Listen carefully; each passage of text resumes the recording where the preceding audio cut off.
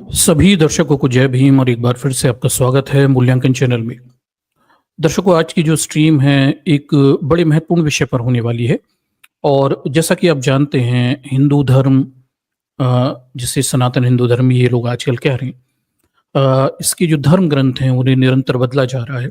समय के साथ पिछले 10 सालों में बड़े पैमाने पे इन धर्म ग्रंथों को बदला गया है और उद्देश्य बड़ा साफ है कि जो नई पीढ़ी है जिसने सनातन हिंदू धर्म की कई कुप्रथाएं नहीं देखी, सनातन हिंदू धर्म का मूल स्वरूप नहीं देखा, उसके सामने धर्म का एक साफ सुथरा चेहरा रखा जा सके। तो एक तरफ ये अपने धर्म ग्रंथों में से सफाई करने में लगे हुए हैं, दूसरी तरफ अगर आप ध्यान से दें तो तमाम सारी हिंदू कुप्रथाएं जो आज अस्तित्व में नहीं है, वो अभी कुछ 100 साल पहले तक बढ़ चढ़कर इस देश में प्रचलन में थी। अब उन स्थापित तथ्यों को भी, उन कुप्रथाओं को भी ये धीरे धीरे नए अपनी कहानियों से बदलने के प्रयास में लगे हुए हैं या उनके स्वरूप को बदलने के प्रयास में लगे हुए हैं, ताकि जो युवा पीढ़ी है उसके सामने ये दिखाया जा सके कि अतीत में भी हिंदू धर्म बेहद महान था और वर्तमान में भी वो महानता की सीढ़ियां ही चढ़ रहा है और जो भी गर्त आई, जो भी परेशानियां आई, इसके जिम्मेदार कोई और थे। ठीक, तो आज हम एक इसी प्रकार के प्रयास को स्ट्रीम के रूप में आपके सामने रखेंगे कि कैसे एक पुरानी हिंदूवादी कुप्रथा जो कि स्थापित सत्य है, अब उससे ये नए लोग आकर उसके इर्द गिर्द कुछ नई कहानियां कर रहे हैं, ताकि नए बच्चों को, जो विशेषकर युवा हैं, उन्हें भ्रमित किया जा सके कि भाई इस तरह की कोई प्रथाएं कभी होती ही नहीं थी और थी भी तो बड़े सीमित दायरे में थी। पूरा मामला क्या है थोड़ा देखिए, और पूरा मामला ये सती प्रथा से संबंधित है। ठीक, और सती प्रथा, जौहर प्रथा या किसी महिला से उसकी पवित्रता के लिए अग्नि परीक्षा लेना, ये सब महिला को जला के मार देने की प्रथाएं लगभग एक सी हैं। ठीक है, तो फिलहाल में ट्विटर पे बताया जाता है एक बड़ी बहस छिड़ी हुई है और इस बहस में बड़े सारे लोग भाग ले रहे हैं, कुछ दर्शक बनकर और कुछ इसमें सक्रिय खिलाड़ी बनकर सामने आ गए। और इस बहस का उद्देश्य हमें ये समझ में आता है कि जो अतीत की हिंदू धर्म का कोड सती प्रथा थी, उसे किसी तरह से उस पूरी प्रथा को लेके नलीफाई कर देना, ये मानने से ही मना कर देना सरसरी तौर पर कि वो थी नहीं, और अगर थी भी थी तो इसकी जिम्मेदार कोई और लोग थे। ठीक, इस तरह के उदाहरण हमारे सामने ये पूरी पॉडकास्ट और यूट्यूब पर इन प्रयासों से दिखते हैं। और इस सब में कुछ नए इतिहासकार भी अब शामिल हो गए हैं जो सरसरी तौर पर एक अजीब सा इतिहास लिख रहे हैं, जिसमें पुरानी हर कुप्रथा को या तो वो क्या बोलते हैं खत्म कर दे, हटाने की बात कह रहे हैं या झूठ कहने का प्रयास कर रहे हैं।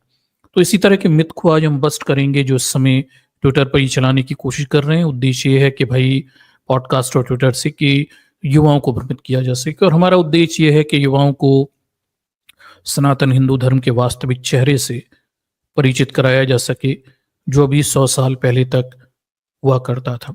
अभी भी खराबी है और वो थोड़ा सूट बूट में आ गया है, तो युवा लोग शायद समझ नहीं पा रहे क्या है। ठीक, पूरा मामला क्या है? पूरा मामला देखिए इस तरह से है कि होता ये है कि क्या बोलते हैं, अगर आप ध्यान से देखें ना, आप जानते होंगे एक उपन्यासकार थे, ये उपन्यासकार थे, अमीश त्रिपाठी इनका नाम था। इन्होंने सिंधु घाटी सभ्यता पे कुछ उपन्यास लिखे और उपन्यास लिखते लिखते अब ये, अगर मैं कहूँ 2006-07 से करीब ये चर्चाओं में आए होंगे, जहाँ तक मैंने पहली बार इनके सुना था। और उसके बाद ये आज इतिहासकार के रूप में प्रसिद्ध हो गए हैं, बीबीसी वगैरह बैठते हैं, मतलब ब्राह्मणवादी उपन्यासकार आज इतिहासकार बन गए बीजेपी के शासन। ठीक, अब ये हिंदुत्व की क्या बोलते हैं समर्थन करते रहते हैं, है तो उपन्यासकार पर आजकल इतिहासकार बन गए, और ये पॉडकास्ट से, तमाम सारे सोशल मीडिया माध्यम से तमाम सारे हिंदूवादी एजेंडों को आगे चलाते रहते हैं। हाल ही में इन्होंने एक पॉडकास्ट किया, ठीक है, ये क्या बोलते हैं अमीश त्रिपाठी ने, और बताया जाता है इस पॉडकास्ट में इन्होंने कुछ बातें कही जिससे विवाद हो गया। क्या है थोड़ा सा मैं आपको समझाता हूँ। मामला ये है कि देखिए, ये अमीश त्रिपाठी ने 12 फरवरी को एक्स, ये जो ट्विटर था अब एक्स हो गया, एक अकाउंट पर एक 22 सेकंड 22 मिनट और 52 सेकंड का एक वीडियो शेयर किया, जिसमें उन्होंने सती को जलाने की तुलना अनुष्ठात्मक अनुष्ठात्मक हत्या से की। ठीक है, अनुष्ठात्मक यानी सेरिमोनियल, केवल अनुष्ठानों के लिए हत्या होती है, ये कहने की कोशिश हो रहे हैं। यज्ञ हवन वगैरह है, वास्तविक नहीं है, केवल धर्म ग्रंथों में अनुष्ठानों के लिए ये सब हो रहा था। महाभारत के अर्जुन, रामायण के राम का उदाहरण देते हुए कहा कि ये दोनों पुरुष मृत्यु को गले लगाना चाहते थे। सती तथ्य या परिकल्पना शीर्षक वाले पॉडकास्ट में उन्होंने आगे ये भी बताया कि जब अंग्रेज ने प्राचीन हिंदू धर्मों का अध्ययन किया तो इस अनुष्ठान का सार अनुवाद खो गया। अमीश त्रिपाठी जो हैं ये मोटा मोटा ये कहने की कोशिश कर रहे हैं, ये त्रिपाठी जी ब्राह्मण देवता, कि मामला ये है कि भाई देखिए, जो धर्म ग्रंथों में सती प्रथा की बात होती है वो तो बस अनुष्ठात्मक है, सेरिमोनियल है, वो रियल नहीं है। ठीक है, और दूसरा इनका कहने का तात्पर्य यह है कि जो क्या बोलते हैं हिंदू धर्म ग्रंथ हैं, इनके अनुवाद अंग्रेजों ने गलत कर दिए क्योंकि वो सही सार नहीं समझ पाए, इसलिए उसमें लिखी बातों को लिटरली बताया जाने लगा, जबकि वो तो केवल अनुष्ठात्मक बातें वहां पे लिखी हुई है। ये अपने पॉडकास्ट में ये कहने की कोशिश कर रहे थे। ठीक, अब क्या होता है कि भाई देखिए, इस पूरे मामले में अभी देखिए क्या होता है। फिर जब ये सब बातें चलती हैं, इनका पॉडकास्ट चलता है सती प्रथा को लेके, सही है भ्रम है, तो इसमें अब कुणाल कामरा कूद जाते हैं। कॉमेडियन है कुणाल कामरा, और ये इनके वीडियो पे जवाब देते हैं। कुणाल कामरा कहते हैं कि भाई सत्तारूढ़ सरकार की राजनीति को सही ठहराने के लिए इतिहास के संघर्षों को कमतर ना आंकें। हिंदू धर्म किसी किताब से नहीं बल्कि प्रथाओं से नियंत्रित होता है। इसके बाद त्रिपाठी ने इस पर सफाई दी और नेटिजन भी इसमें प्रतिक्रिया देने लगे। अब कुणाल कामरा कहते हैं कि भाई केवल सत्ता की मतलब शुद्ध हिंदी में चाटने के लिए आप इतिहास के संघर्ष, जो मतलब भारत में सती प्रथा को खत्म करने के लिए कितना संघर्ष है, तमाम सारे लोगों ने संघर्ष किया है, और उसमें अंग्रेजों की तरफ से विलियम बेनेडिक्स को देख लीजिए, और तमाम अंग्रेज भी थे। उसके अलावा राजा राममोहन राय को भी कुछ लोग श्रेय देते हैं, और भी सारे लोग हैं। ठीक, तो वो कहते हैं कि भाई इन संघर्षों को कमतर मत आकिए केवल सत्ता की चाटने के लिए, और हिंदू धर्म किताबों से नहीं प्रथाओं से चलता है। मैं समझता हूँ कुणाल कामरा कोई धर्म शास्त्रों के और इतिहास के कोई ज्ञाता तो है नहीं, वो मोटे मोटे सबूत दे सकते हैं, और वो देने की कोशिश कर रहे हैं यहाँ पे इस बात को लेके। ठीक है, ये अपने ट्वीट में वो इसका जवाब देते दिखते हैं। बदले में अमीश त्रिपाठी फिर इस बात का जवाब देते हुए दिखते हैं कि भाई बताते हैं कि भाई ये देखिए 1892 में जो अंग्रेजों ने सती प्रथा को खत्म करने का एक्ट लागू किया था, उससे तो कहीं सिद्ध नहीं होता कि सती प्रथा बड़े पैमाने पे चलती थी, ऐसा ये दावा करते हैं। ठीक है, ये भी दावा करते हैं। हालांकि कुणाल कामरा ये जो अमीश त्रिपाठी का पॉडकास्ट था, इसमें कहीं पर भी इन्होंने रूप कुंवर सती कांड जो हुआ था 1978 में, उसका नाम नहीं लिया। इन्होंने बस अपनी बातें धर्म ग्रंथों के और उसके आधार पे कहने की कोशिश की, और इनकी बेस जो आधार है, आजकल एक नई इतिहासकार उभर गई। ये हिंदुओं की बड़ी पसंदीदा इतिहासकार हैं, जगह जगह पॉडकास्टों में आपको दिखती हैं, और ये खुद को हिस्टोरियन विद इंडियन पर्सपेक्टिव कहती है, इंडियन क्या हिंदू मान लीजिए। और इनका पूरा उद्देश्य बस इतना रहता है कि जो भी गलत हुआ उसका ठीकरा फोड़ दें घुमा फिरा कर अंग्रेजों पर या मुसलमानों पर। ठीक है, तो ये जो अमीश त्रिपाठी हैं खुद भी हिस्टोरियन नहीं है, ये एक और हिस्टोरियन के आधार पे बात कह रहे हैं। ठीक है, तो वो हिस्टोरियन कौन है? तो देखिए यहाँ बताया जाता है कि त्रिपाठी के पॉडकास्ट में देखिए उन्होंने जो अपने निष्कर्षों को हिंदू पौराणिक कथा और इतिहासकार मीनाक्षी जैन के उदाहरणों पर आधारित था। तो इन्होंने जो भी बात कही कि भाई ये पूरा सेरिमोनियल है, अनुष्ठात्मक है, धर्म ग्रंथों को गलत समझ लिया गया, और भी तमाम सारी बातें, उसमें जो मूल बेस है वो एक मीनाक्षी जैन इतिहासकार हैं। ये नई तो नहीं है तो पुरानी, पर अभी अभी इन भाजपाइयों की या भक्तों की बड़ी पसंदीदा हो चुकी हैं, क्योंकि ये उसी तरह की बातें लिखती हैं जैसा ये चाहते हैं। ठीक, तो उनकी किताब से इन्होंने पूरा उदाहरण दिया था। मीनाक्षी जैन पे अभी मैं नीचे आऊंगा, हम समझेंगे। कि मामला क्या है और वो किस तरह की बातें कह रही हैं, वो सही है गलत है, वो हम नीचे चल के आते हैं। ठीक, तो मीनाक्षी जैन की किताब पे अभी हम बात करते हैं नीचे चल के। अब ये सारी होती, इस पूरे खेल में कूद जाते हैं ओला भाई। ओला भाई को तो आप जानते हो, भावेश अग्रवाल, ये भी कूद जाते हैं।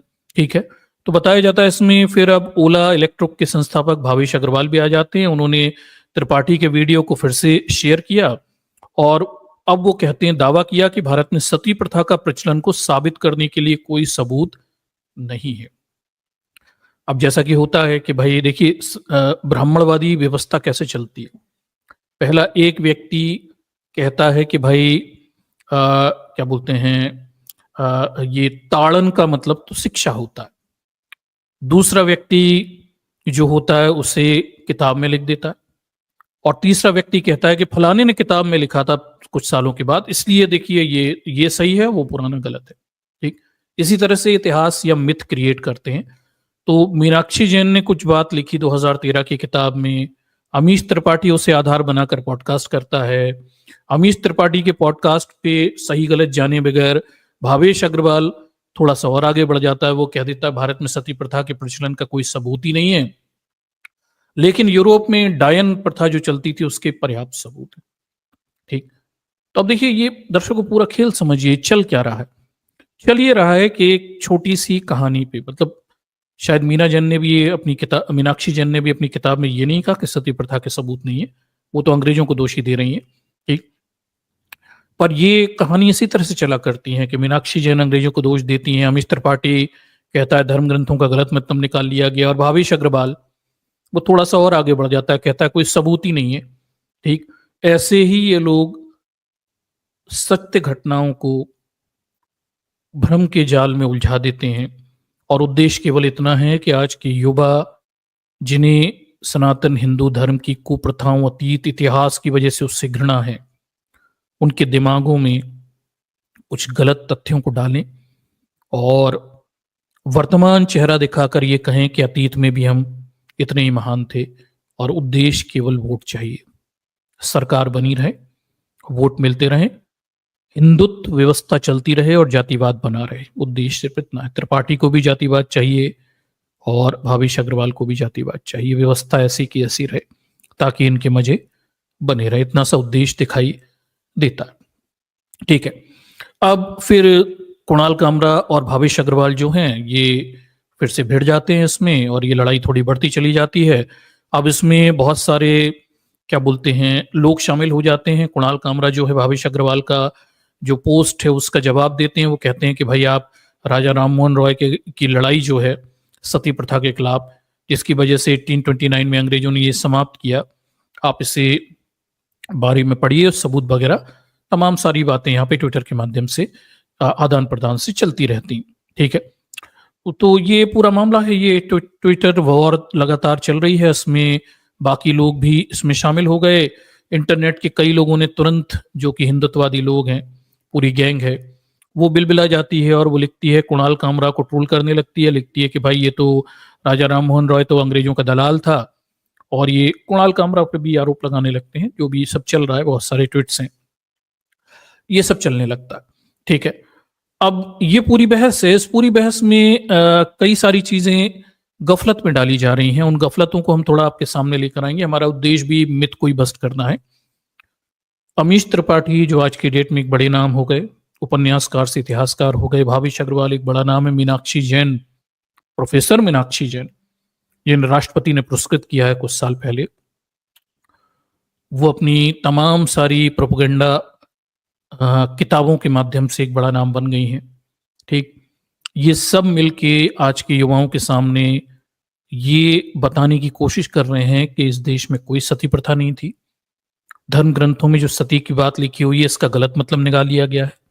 ठीक, और जो सती प्रथा थी ये मुगलों के दौर में आई, मुसलमानों के दौर में आई और अंग्रेजों के दौर में बढ़ी, और अंग्रेजों ने इसका झूठा महिमा मंडन किया, कुछ छोटी मोटी घटनाओं को बड़ा करके दिखाया। अब ये भ्रम फैलाने की कोशिश की जा रही है।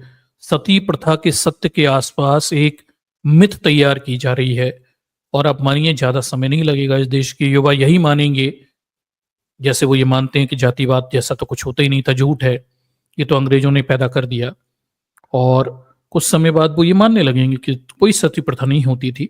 ये उस प्रोपेगेंडा को अब बढ़ाने की तैयारियां चल रही है और केवल हिंदू सनातन धर्म की महानता बच्चों के दिमाग में स्थापित करने का पूरा ये षड्यंत्र है। तो चलिए इस षड्यंत्र को थोड़ा सा, इस मिथ को हम थोड़ा बस्ट करेंगे, इनके दावों को लेंगे और इन दावों से फिर हम आगे बढ़ेंगे। सबसे पहले हम मीनाक्षी जैन को ले लेते हैं इतिहासकार के रूप में। ये कौन है? अब सती प्रथा की ये लड़ाई है, इसे तो अभी हम आगे बढ़ाते हैं और ये जो दावे हैं इनके, उसमें कितनी सत्यता है, तमाम सारे प्रूफ्स के साथ में हम उन्हें पुष्ट करने की कोशिश करेंगे। सबसे पहले ये जो पूरे दावे हैं इसको लेके लल्लन टॉप ये कहता है कि भाई ये जो इनका पॉडकास्ट था सती फिक्शन और फैक्ट और फिक्शन, सती सच या कल्पना, ये इनका पॉडकास्ट था। वो कहता है कि इस पूरे वीडियो का भाव कुछ ऐसा था कि भारत में सती प्रथा जैसी कोई चीज बहुत बड़े स्तर पर नहीं थी और भारत के बारे में ऐसी बातें अंग्रेजों ने फैलाई। तो लल्लन टॉप कहता है कि इस वीडियो का जो इन्होंने अमीश त्रिपाठी ने शेयर किया, उसका सेंस ये निकल रहा है कि भाई सती प्रथा जैसा कुछ नहीं था, ये झूठ जो है अंग्रेजों का फैलाया हुआ है, छोटी मोटी घटनाओं को बड़ा करके अंग्रेजों ने दिखाया हुआ है। यही मीनाक्षी जैन का भी उद्देश्य है, वो भी यही बात कहती दिखती है। ठीक है, तो यही मैसेज जा रहा है इस वीडियो को देख के कि ये बातें भी इसी तरह से चलती है कि मैसेज जो है वो कैरी हो जाए, लेकिन ये किसी प्रकार के फैक्चुअल एविडेंस देने से बच जाएं, यही इनके उद्देश्य भी होते हैं। ठीक, अब ये चलता रहता है। उसके बाद क्या बोलते हैं हम, मीनाक्षी जैन की तरफ से आते हैं। ये कौन है? तो ये देखिए, ये मीनाक्षी जैन है। तमाम सारी इसी प्रकार की किताबें ये लिखती रहती हैं। The Hindus of Hindustan, civilization journey, Ram Mandir, ऐसी तमाम सारी किताबें इन्होंने लिखी हुई हैं। डॉक्टर मीनाक्षी जैन हो गई हैं, अभिजीत चावड़ा के पॉडकास्ट पे भी जा चुकी हैं। अगर आप ध्यान दें तो प्रोपोगंडा हिंदू प्रोपोगंडा फैलाने में ये काफ़ी एक्सपर्ट है। इनकी किताब है सती और evangelicals, baptist missionary and changing colonial discourse, ये इन्होंने किताब लिखी हुई है जिसमें अंग्रेजों को पूरा पूरा दोष दे रही है सती प्रथा को बड़ा दिखाने। ठीक है, ये किताब है इनकी और ये काफ़ी फेमस किताब है, ये आजकल बहुत चलाई जा रही है। राष्ट्रपति से पुरस्कार भी ले चुकी हैं, आप देख रहे हैं इन्हें। और इनके ट्विटर पे जब हम जाते हैं तो हमें पता चलता है ये इस तरह का हैंडल का यूज़ कर रही हैं, यही दिख रहा है हमें तो, जिसमें वो खुद को मीनाक्षी जैन बता रही हैं और historian with Indian Indic perspective. अब इसका क्या मतलब होता है? इंडिक पर्सपेक्टिव क्या होता है? सीधा लिखिए ना हिंदू पर्सपेक्टिव। तब हिंदुओं की यही तो परेशानी है कि या तो इन्हें जैन चाहिए या कोई बुद्धिस्ट चाहिए, खुद की चीज़ों को खुद डिफेंड करने के लिए इनके पास क्या कौशल और बुद्धि नहीं है। ठीक, तो अब मीनाक्षी जैन आ गई हैं जैन धर्म की बजाय हिंदू धर्म की कुप्रथाओं को डिफेंड करने के लिए। ठीक, ये स्थिति है। उसके बाद मीनाक्षी जैन की इस किताब का सार क्या है, समरी क्या है, ये समझना पड़ेगा। इस किताब में क्या बताया गया है, तो उसके लिए हमें कुछ साइट्स पे जाना पड़ेगा। इंडिया फैक्ट करके ये साइट है और इसमें जो पुस्तक है मीनाक्षी जैन की, उसका समरी दिया गया है। और ये एक और इंडोलॉजिस्ट खुद को बताते हैं, अभिनव अग्रवाल, ये 2016 में इस किताब का एक रिव्यू देते हैं। ठीक है, समरी देते हैं। तो इस किताब में समरी में बताते हैं कि सती, इवेंजेलिकल्स, बैप्टिस्ट और मिशनरीज और बदलते औपनिवेशिक प्रवचन, मीनाक्षी जैन की किताब का ये वो दे रहे हैं। और फिर इनका उद्देश्य इसमें ये मोटा मोटा सार निकल कर आता है कि भाई मीनाक्षी जैन का पूरा फोकस इस बात पे है कि भारत में जो सती प्रथा है वो इवेंजेलिकल्स, बैप्टिस्ट, मिशनरी यानी अंग्रेजों का दुष्प्रचार है। इन्होंने चीज़ों को बड़ा चढ़ा के बताया ताकि भारत में कन्वर्जन करने में उन्हें मदद हो, ताकि और भारत में अपने उपनिवेश को स्थापित करने में उन्हें थोड़ी मदद हो। ये उद्देश्य इनका दिखाई देता है इस किताब में। फिर इसमें इन्हीं की किताब के ऊपर कुछ और एनालिसिस भी छपे हुए हैं। एक एनालिसिस इसी प्रकार का है, ये एक और इंडोलॉजिस्ट खुद को बताते हैं, सुबोधदीप मुखोपाध्याय। दर्शकों, ये सब लोग बड़े खतरनाक किस्म के लोग हैं, आपने भले ही इनके नाम न सुने हो, पर these are the popular peoples in creating myths. यही तो हैं बच्चों के सामने झूठी कथा कहानियां रखने वाले लोग। यहाँ पे सती प्रथा के 19वीं शताब्दी से 19वीं ईसा पूर्व से लेके 19वीं ईस्वी तक के ऐतिहासिक साक्ष्यों की पुनः जांच। इसमें मीनाक्षी जैन की किताब के कई रेफरेंसेस हमें दिखते हैं और इस पूरे आर्टिकल का निष्कर्ष ये है कि भाई ये एक बड़ा डेटा का एनालिसिस करते हैं 19वीं शताब्दी यानी वैदिक काल से लेके अंग्रेजों के ज़माने तक का, और बताते हैं कि सती प्रथा भारत में बड़ी कम मात्रा में होती थी और जो भी बड़ी वो मुगलों के बाद बड़ी, अंग्रेजों ने इसके झूठे आंकड़े दिए हजारों लाखों की संख्या में, जबकि ये केवल अपरिहार्य घटना हुआ करती थी। ठीक है, तो ये कहते हैं कि भाई डेटा के विश्लेषण से तरीके से निष्कर्ष अपरिहार्य है कि सती एक बहुत ही दुर्लभ प्रथा थी। इनका कहने का मतलब है मीनाक्षी जैन के उदाहरण से, ठीक है, ये बताया जा रहा है। फिर कहते हैं कि सती प्रथा सभी व्यवहारिक उद्देश्यों के लिए एक अस्पष्ट प्रथा थी, फिर भी ब्रिटिश उपनिवेशवादियों और ईसाई मिशनरियों ने कट्टर दुश्मन होने के बावजूद सहयोग करने का फैसला किया और इस अस्पष्ट परंपरा को सुर्खियों में लाकर सनसनी फैलाई। इनका कहना है ये तो बस छोटी मोटी प्रथा थी, या वो तो बस अंग्रेजों ने बढ़ चढ़कर इसका महिमामंडन कर दिया और फिर कानून मानून बनाकर ये दिखाया कि भाई देखिए इन्होंने मुक्ति दिलाई भारतीयों को। असलियत में ये तो छोटे मोटे पैमाने पे होती थी, अंग्रेज बड़ा चढ़ाकर तथ्यों को रख रहे हैं। ठीक है, ये समझ में आता है। तो ये सती प्रथा औपनिवेशिक काल के दौरान एक मूल्यांकन मीनाक्षी जैन का, इनकी ये अनुराधा गोयल का पूरा एक आर्टिकल था, उसमें इस चीज के बारे में बताया और बाद में फिर इसी चीज को मीनाक्षी जैन के ही रेफरेंसेस के आधार पे हमें फिर ऑनलाइन कई प्रकार के एनालिसिस मिलते हैं जिसमें ये बताया जाता है कि सती प्रथा केवल मिशनरियों ने, अंग्रेजों ने झूठे मनगढ़ंत तथ्यों बढ़ा चढ़ा कर दिखाई, जबकि ये बस छोटे से पैमाने पे होती थी, कभी बढ़ चढ़कर नहीं होती थी। ठीक है, ये इसमें बताया गया। तो ये कुछ मोटी मोटी स्थितियां दिखाई देती हैं अगर हम इन अमीश त्रिपाठी और भावेश अग्रवाल और मीनाक्षी जैन और इस तरह के लोगों की बात को समझें। तो यहाँ पे तीन चीजें हैं, इसे थोड़ा समझिए कि मीनाक्षी जैन ये कह रही हैं कि सती प्रथा, क्वेश्चन क्या निकलते हैं, मतलब इस सार क्या है? सार ये है कि सती प्रथा एवेंजेलिकल्स मिशनरी अंग्रेजों ने बड़ा चढ़ा कर दिखाई, ये बहुत छोटे पैमाने पे होती थी और अंग्रेज बड़ा चढ़ाकर डेटा दिखा रहे थे ताकि हिंदू धर्म के खुरे खराब चेहरे को दिखा सकें, उपनिवेशवाद को स्थापित कर सकें, भारत में अच्छे से शासन स्थापित कर सकें और कन्वर्जन करने में उन्हें मदद मिले। तो अंग्रेज जिम्मेदार हैं इसके बड़े डेटा दिखाने के लिए, असलियत में इतने बड़े पैमाने पे ये नहीं होती थी। एक पॉइंट हमें समझ में आया। दूसरा पॉइंट क्या है? दूसरा पॉइंट हमें इस एनालिसिस से ये समझ में आता है कि जो भी सती प्रथा बढ़ी वो 12वीं शताब्दी के बाद बढ़ी और इस्लाम जब सत्ता में आया तब भारत में सती प्रथा के उदाहरण बढ़ते हुए चले गए। दूसरा इनका पॉइंट हमारे सामने ये निकलकर आता है। तो देखिए हमारे पास दो पॉइंट आ गए। पहला पॉइंट, अंग्रेजों ने बड़ा चढ़ाकर डेटा दिखाए। फिर इस एनालिसिस में दूसरा पॉइंट है कि मुस्लिम काल में सती प्रथा बढ़ गई क्योंकि आप जानते हैं हिंदूवादी महिलाएं अपनी इज्जत की रक्षा के लिए मर जाने लगी, तमाम सारी बातें, मतलब मुस्लिम जिम्मेदार। अब परंपरागत से विचार हैं, ये लंबे समय से कर रहे हैं, बस अब ये बड़े हिस्टोरियन बन के सामने आ गए वही घिसी पिटी बातें करने के लिए। और तीसरा जो इनका पॉइंट हमारे सामने निकल कर आया वो ये है कि ऋग्वैदिक काल में सती प्रथा के कम ही यानी दुर्लभ उदाहरण मिलते हैं। ठीक है, ये तीसरा पॉइंट हमारे सामने निकल कर आता है। तो मोटी मोटी बात इस पूरी बहस की क्या निकली कि 3 पॉइंट हमारे सामने निकले जिन पर हम उत्तर देंगे। पहला, अमीश त्रिपाठी कह रहे हैं कि हिंदू धर्म ग्रंथों का गलत मतलब निकाला गया, उनमें अनुष्ठात्मक मतलब बताए गए हैं जो हैं, और उनका अंग्रेजों ने गलत मतलब निकाल लिया, लिटरली मीनिंग निकाल लिया, जबकि वहां सती प्रथा नहीं। ठीक है, फिर दूसरा, मीनाक्षी जैन अंग्रेजों को दोषी दे रही है, अंग्रेजों ने बड़ा चढ़ाकर डेटा दिखाया, छोटे मोटे क्या बोलते हैं उदाहरण थे। फिर बात यह है कि भाई वैदिक काल में कोई सती प्रथा नहीं होती थी। और फिर एक और प्रश्न है वो ये है कि मुगल काल में, मुसलमानों के आने के बाद, मुगल नहीं मुस्लिम काल में 12वीं शताब्दी के बाद डेटा सती प्रथा के उदाहरण बढ़ते हुए चले गए, उससे पहले तो नहीं थे, कम ही थे। ये कुछ 4 पॉइंट हमारे सामने निकल कर आते हैं। अब दर्शकों एक चीज ध्यान रखिए कि इन लोगों के विश्लेषण में कभी भी डॉक्टर अंबेडकर की किताबों का रेफरेंस नहीं होता।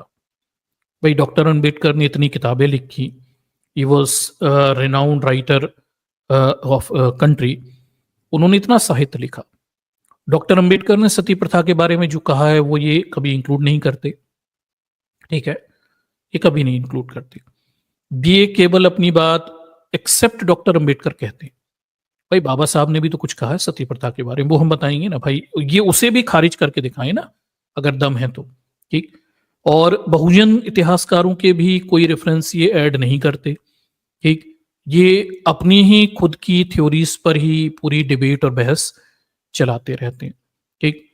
तो चलिए हम थोड़ा इस इन पॉइंट्स पर इस पूरे सती प्रथा के खेल को थोड़ा समझते हैं कि क्या हिंदू धर्म ग्रंथों में सती प्रथा के कोई बड़े उल्लेख नहीं है।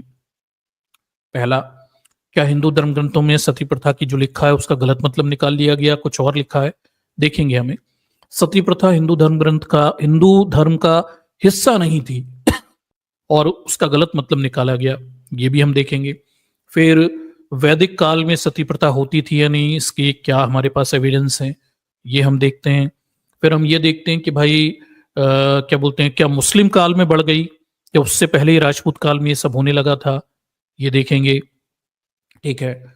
और फिर अंग्रेज किसके लिए कितने जिम्मेदार हैं, ये भी देखेंगे कि अंग्रेज झूठे डेटा देके गए हमारे सामने और केवल एक बैड फेज ऑफ हिंदुइज्म दिखा रहे थे, क्या ऐसा कुछ है।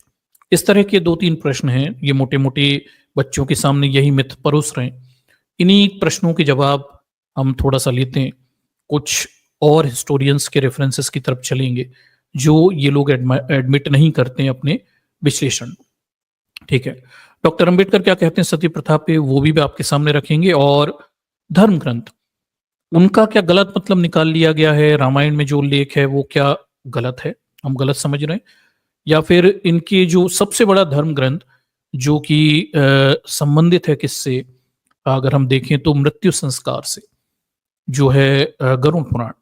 भाई अगर हिंदू धर्म ग्रंथ को देखना है तो मृत्यु संस्कार का एकमात्र पुराण है गरुड़ पुराण। उसमें क्या सती प्रथा को लेके कोई नियम कायदे कानून उल्लेख किए गए हैं, क्या आदेश दिए गए हैं या नहीं दिए गए, जैसा कि ये दावा कर रहे हैं हिंदू धर्म ग्रंथ में नहीं है, ये तो झूठ बता रहे, ठीक। तो हम देखते हैं कि भाई ये एक एक करके इन दावों को पुष्ट करने की कोशिश करते हैं। अमीश त्रिपाठी के दावे, मीनाक्षी जैन के दावे, और भावेश अग्रवाल तो खैर किसी काम का है नहीं, उसे तो क्या ही पता होगा, ठीक। तो हम देखते हैं ये सती प्रथा को लेके जो बहस नई छेड़ दी है इन्होंने, इसमें कितनी सच्चाई है। मोटा मोटा अगर आप देखें तो सती प्रथा क्या हिंदू धर्म व्यवस्था का हिस्सा नहीं है या नहीं है, इसे देखने वाले हैं। हम ये देखेंगे कि भाई अंग्रेजों ने झूठ फैलाया, मुगल काल में ये बड़ी, प्राचीन काल में सती प्रथा होती थी या नहीं होती थी, इस तरह के मुद्दों पर कोई और सबूत और रेफरेंसेस हैं कि नहीं, इन्हें हम देखते हैं। चलिए तो अब हम चलते हैं उन एविडेंस की तरफ जो हमारे पास उपलब्ध हैं, कुछ और लेखक जो हैं वो क्या कहने की कोशिश कर रहे हैं, ठीक, उसे हम देखते हैं, ठीक है। चलिए देख लेते हैं। तो हम अब दूसरे रेफरेंस की तरफ चलते हैं, हमारे दूसरे प्रेजेंटेशन की तरफ, वहां हमें कुछ प्रूफ रखने हैं, उन्हें हम दिखाते हैं आपके सामने, ठीक।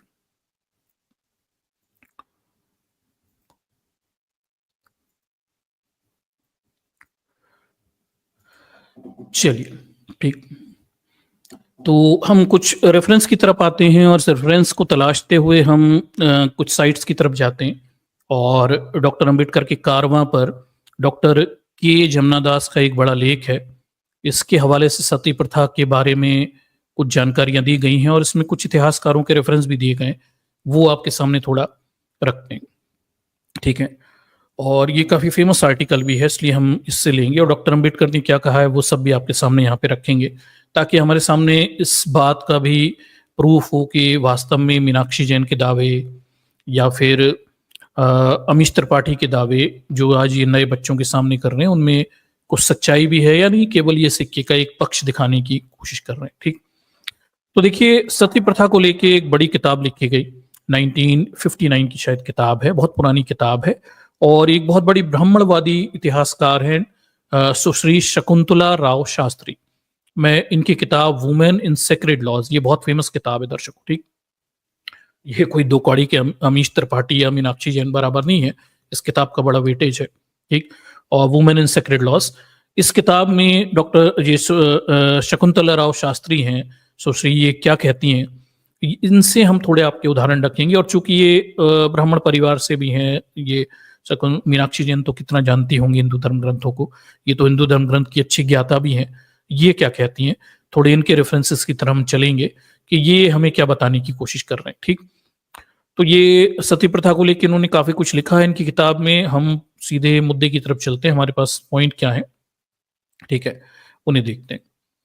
देखिए, तो ये काफी आलोचक हैं बौद्ध धर्म की, लेकिन फिर भी अपनी किताब में ये बताती हैं कि बौद्ध काल में सती प्रथा नहीं होती थी और महिला पुरुषों को समान अधिकार थे।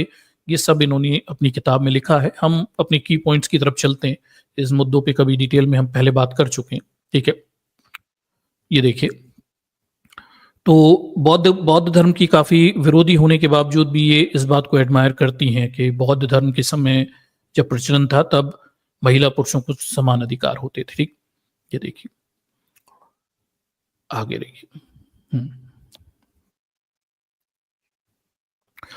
देखिए, तो इसमें बताया जाता है कि ब्राह्मणवादी कानूनों की प्रबल समर्थक हैं शकुंतला राव शास्त्री और बौद्ध धर्म की स्पष्ट विरोधी भी हैं।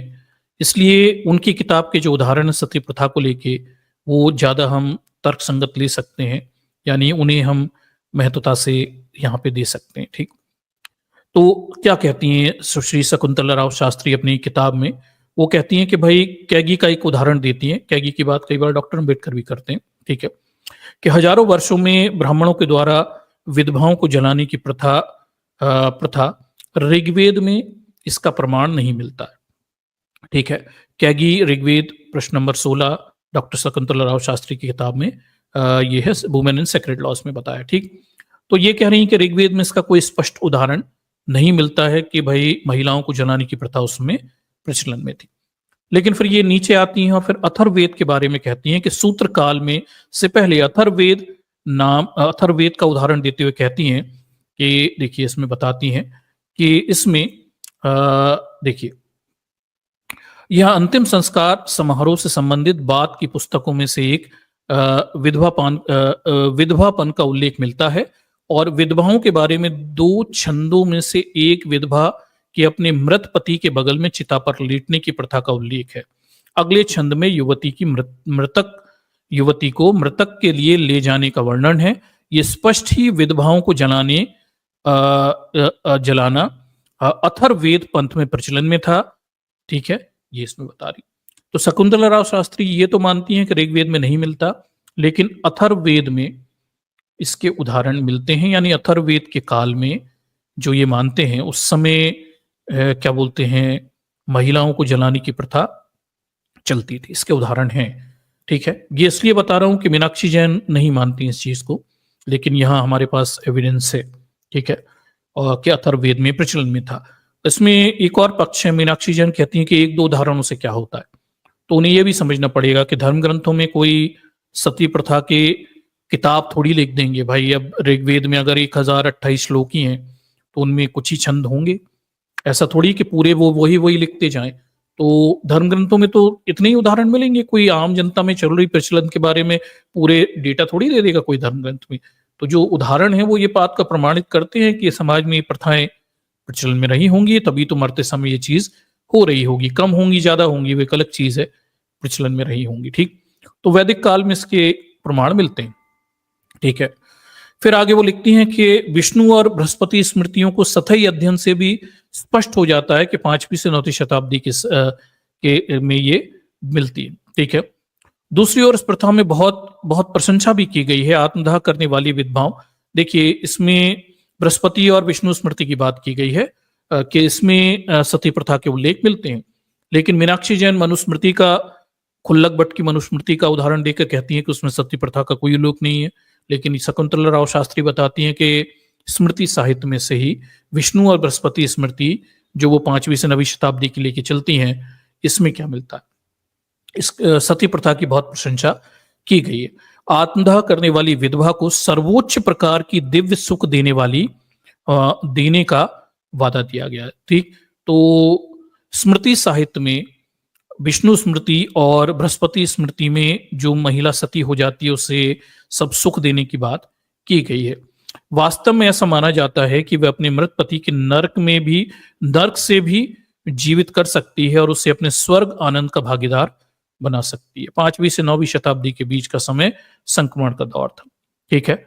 और इसमें कोई संदेह नहीं है कि अनुमारण की प्रथा का प्रचलन बढ़ गया था। लेखकों और विद्वानों की कमी नहीं है जिन्हें इसकी निंदा की हुई है।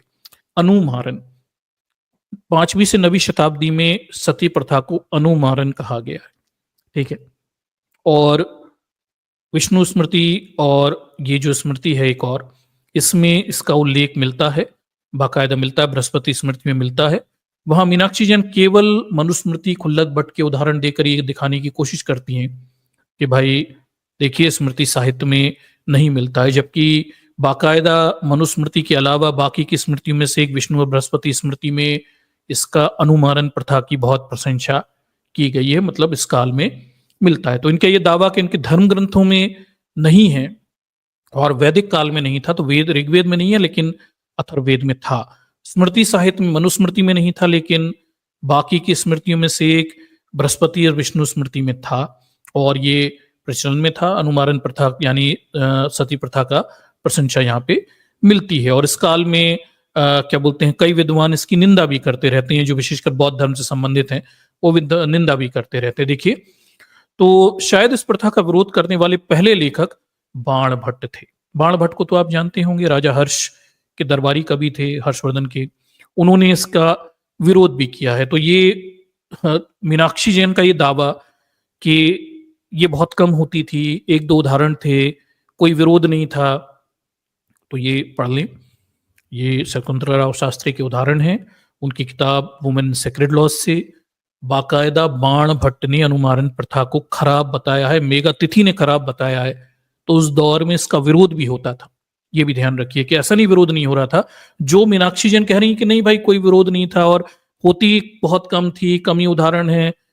नहीं, ऐसा नहीं, ये होती थी और उस समय के बड़े लेखक इसका विरोध भी कर रहे थे। बाण भट्ट कहते हैं, देखिए विरोध करने का पहला लेख हमें बाण भट्ट से मिलता है जो 7वीं शताब्दी ईस्वी में मेगातिथि से पहले ही विकसित हो गए थे और हर्षवर्धन के शिष्य थे, जो शायद पालों से पहले की अंतिम बौद्ध सम्राट थे। ठीक है। तो ये शकुंतलाराव शास्त्री हर्षवर्धन को अंतिम बौद्ध सम्राट भी मानती हैं, इसे भी ध्यान रखिए। ये बात भी ध्यान रखिए कि बहुत सारे इतिहासकार हैं, इवन ब्राह्मणवादी इतिहासकार, जो हर्षवर्धन को बाकायदा बुद्धिस्ट सम्राट के रूप में लेते हैं। नया नरेटिव भले ही हिंदूवादी होगा, वो उस समय तक 1959 तक लोग हर्षवर्धन को बुद्धिस्ट सम्राट ही मान रहे थे। ठीक, ये कहती हैं, देखिए हर्षवर्धन के दरबारी कवि बाण भट्ट का उल्लेख ये करती है। इस विषय पर उनका विचार कादम्बरी के एक विशिष्ट अंश में सन्निहित है। कादम्बरी, इन्होंने, आपको पता होगा, हर्षवर्धन के दरबारी कवि बाण भट्ट ने कई किताबें लिखी, चंपू शैली में थी, गद्य पद्य दोनों में थी, उनमें से एक कादम्बरी भी है। ठीक है। और उसमें उन्होंने कुछ उदाहरण दिए हुए, कादम्बरी, नागानंद, ऐसी कुछ किताबें, 3 किताबें करीब हैं उनकी, उसमें वो कुछ बात कहते दिखते हैं। देखिए तो क्या कह रहे हैं, देखिए, ये अनुमारण नामक साधना सर्वत्र निष्फल है, यानी सती प्रथा सर्वत्र निष्फल है। ये अशिक्षितों द्वारा अपनाई जाने वाली साधना है, ये मोह का प्रकटीकरण है, ये अज्ञानता का मार्ग है, ये मूर्खता की कला है, ये अदूरदर्शिता है, ये मूर्खता के कारण ठोकर खाना है, अर्थात माता पिता भाई बहन पति के मर जाने पर जीवन समाप्त हो जाता है। यदि जीवन स्वयं को ना छोड़े तो जीवन समाप्त नहीं होना चाहिए। कादम्बरी, काशीनाथ पांडुरंगा पर्व द्वारा संपादित निर्णय सागर में ये इस पोस्ट पे छपा हुआ था। ठीक, तो हर्षवर्धन का दरबारी कवि बाण भट्ट 7वीं शताब्दी में बाकायदा इस प्रथा की आलोचना कर रहा है। निश्चित रूप से ये समाज में प्रचलन में अच्छी खासी होगी, नहीं तो उसे आलोचना करने की क्या जरूरत है। तो मीनाक्षी जैन का ये दावा कि भाई ये तो बस कभी कभार होती थी, कुछ ही उदाहरण मिलते हैं, कम प्रचलन में थी, ऐसा नहीं था बड़े पैमाने पे होती थी, कोई समाज में कोई बहुत बड़ी प्रथा थी, नहीं, ये आप मीनाक्षी जैन को पढ़ना चाहिए, या उन्होंने पढ़ा होगा या जानबूझ के छुपा लिया होगा। विरोध हुए हैं, सती प्रथा के विरोध बहुत पहले से चल रहे हैं। ठीक है। इनके धर्म ग्रंथों में से भी ऋग्वेद के अलावा बाद में अथर्ववेद में उदाहरण भी मिलते हैं, स्मृति साहित्य में भी उदाहरण मिलते हैं। वो कहती है मनुस्मृति में नहीं है, बाकी की स्मृति में है। ठीक, तो ये दावा कि स्मृति साहित्य में नहीं है, नहीं स्मृति साहित्य में उदाहरण है। और हर्षवर्धन के दरबारी कवि न बाणभट्ट बाकायदा अपनी कादम्बरी में इसका खंडन भी करते हैं, इसे खराब बताते हैं, वो उस पर चोट कर रहे हैं। इतना ही नहीं, फिर मेघातिथि आते हैं। मेघातिथि के अनुसार अनुमारण या खड़कियों के आत्मदाह को किसी भी लड़की लिखा होगा शायद, ये लड़कियों के आत्मदाह को किसी भी तरह से धर्म या पुण्य कार्य नहीं माना। ठीक है, इसे केवल संकट के समय एक अपराध के रूप में ही सहन किया है। मेघातिथि को तो आप जानते होंगे, इन्होंने मेघातिथि ने कई धर्म क्या बोलते हैं, इन्होंने अपने शास्त्रों में संपत्ति के उत्तराधिकार और तमाम सारी चीजों के बारे में लिखा हुआ है, दया भाग सिद्धांत वगैरह, ये सब आपने बाद में डेवलप होकर पढ़े होंगे। उसमें ये बाकायदा मेघातिथि भी अनुमारण, लड़कियों के आत्मदाह को धर्म या पुण्य का कार्य नहीं मानते, ये भी इससे नकारते, वो भी गलत बता रहे। ठीक है, फिर उसके बाद मेघातिथि के ही बाद में उन्हीं के जो धर्म ग्रंथ है विज्ञानेश्वर आते हैं, दया भाग का सिद्धांत वगैरह ये सब चलता रहता है, आपको पता होगा। यानी संपत्ति का उत्तराधिकार कैसा, उसकी पूरी तिथि मेघातिथि से विज्ञानेश्वर तक जाती है, हिंदू या आजकल ये हिंदू बताते हैं उससे। ठीक है, तो फिर उसके बाद देखिए दूसरी ओर विज्ञानेश्वर और माधवाचार्य ने भी अनुमारण को आत्महत्या के कार्य के रूप में नहीं बल्कि धर्म के रूप में माना। अब ये भी देख लीजिए, एक तरफ मेघातिथि जो है वो इसे खराब बता रहे, किसी तरह के धर्म या पुण्य का कार्य नहीं है अनुमारण। तो बाद में आने वाले विज्ञानेश्वर जो ब्राह्मणवादी हैं और माधवाचार्य, ये से अच्छा काम बता रहे हैं। तो मतलब उस दौर के लेखकों में इस मुद्दे को लेके विरोधाभास चल रहा है। तो मीनाक्षी जैन का ये कहना कि भाई प्राचीन काल में ये प्रथा चलन में नहीं थी, बाकायदा प्रचलन में थी, गैर बुद्धिस्ट लोग जो भी होंगे उनमें ही चलती होगी, विशेषकर ब्राह्मणवादी लोगों में ये सब ये काम करते होंगे। और इसका खंडन भी किया जा रहा है बाकायदा, बाणभट्ट इसका खंडन करता है, मेधातिथि इसे खराब बताता है। दूसरी तरफ ब्राह्मणवादी विज्ञानेश्वर, माधवाचार्य जो हैं वो इसे क्या बोलते हैं, इसे आत्महत्या के कार्य के रूप में नहीं बल्कि धर्म के रूप में मानते हैं। वो कहते हैं धर्म है, देख लीजिए। ठीक, तो उनका कहना इससे धर्म से संबंधित नहीं है, किसका, मीनाक्षी जैन का, अमीश त्रिपाठी का नहीं। भाई विज्ञानेश्वर और माधवाचार्य जो हिंदू धर्म के संपत्ति के उत्तराधिकार के कानून आज्ञा जो लेके चलते हो, दया भाग और तमाम सारे सिद्धांत, उन जैसे सिद्धांतों को बढ़ाने वाले लोग ये बाकायदा अनुमारण यानी सती प्रथा को धर्म के रूप में स्वीकार कर रहे हैं। ठीक है, इसलिए उन्होंने तर्क दिया था कि श्रुति ग्रंथों के द्वारा निषिद्ध आत्महत्या को सभी मामलों में आत्महत्या माना जाना चाहिए, सिवाय विधवा के द्वारा आत्मविनाश के। ये भी देख लीजिए, अब ये क्या कह रहे हैं देख लीजिए, ये विज्ञानेश्वर और माधवाचार्य कह रहे हैं कि भाई श्रुति ग्रंथों के द्वारा निषिद्ध आत्महत्या के मामलों में, मतलब श्रुति ग्रंथ जितने भी होते हैं उनमें आत्महत्या को खराब बताया गया है, उसमें अपवाद माना जाना चाहिए विधवा के द्वारा आत्मविनाश के। यानी कोई महिला आत्महत्या कर ले, पति के साथ चिता पे जल जाए, तो ये एक्सेप्शन है, इसे आत्महत्या मत मानो।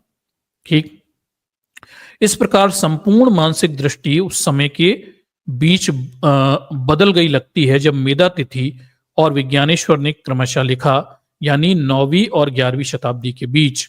ठीक है, तो ये शकुंतला राज शास्त्री ये बता रही हैं कि इस तरह से इसका डेवलपमेंट होता दिखाई दे रहा है। 9वीं से 11वीं शताब्दी के बीच बदल जाती है। बाणभट्ट जहां इसका विरोध कर रहा था, तो उसके बाद आने वाले लोगों में हम देखते हैं कि फिर मेघातिथि भी विरोध करता है, लेकिन विज्ञानेश्वर और माधवाचार्य फिर इसका समर्थन करके इसे धर्म के रूप में बताने लगते हैं। 9वीं से 11वीं शताब्दी में डेवलप होती हुई, एक्सेप्ट होती हुई दिखाई देती है। एक तरफ बौद्ध धर्म का पतन होता जाता है, ब्राह्मणवाद का उभार होता जाता है, मुस्लिम आक्रांता भारत पर कब्जा करते जाते हैं, और दूसरी तरफ सती प्रथा जो पहले से चल रही थी, जिसका विरोध भी हो रहा था बाणभट्ट के समय तक, मेघातिथि के समय तक, वो धीरे धीरे समाज में धर्म के रूप में एक्सेप्ट होती हुई चली जाती।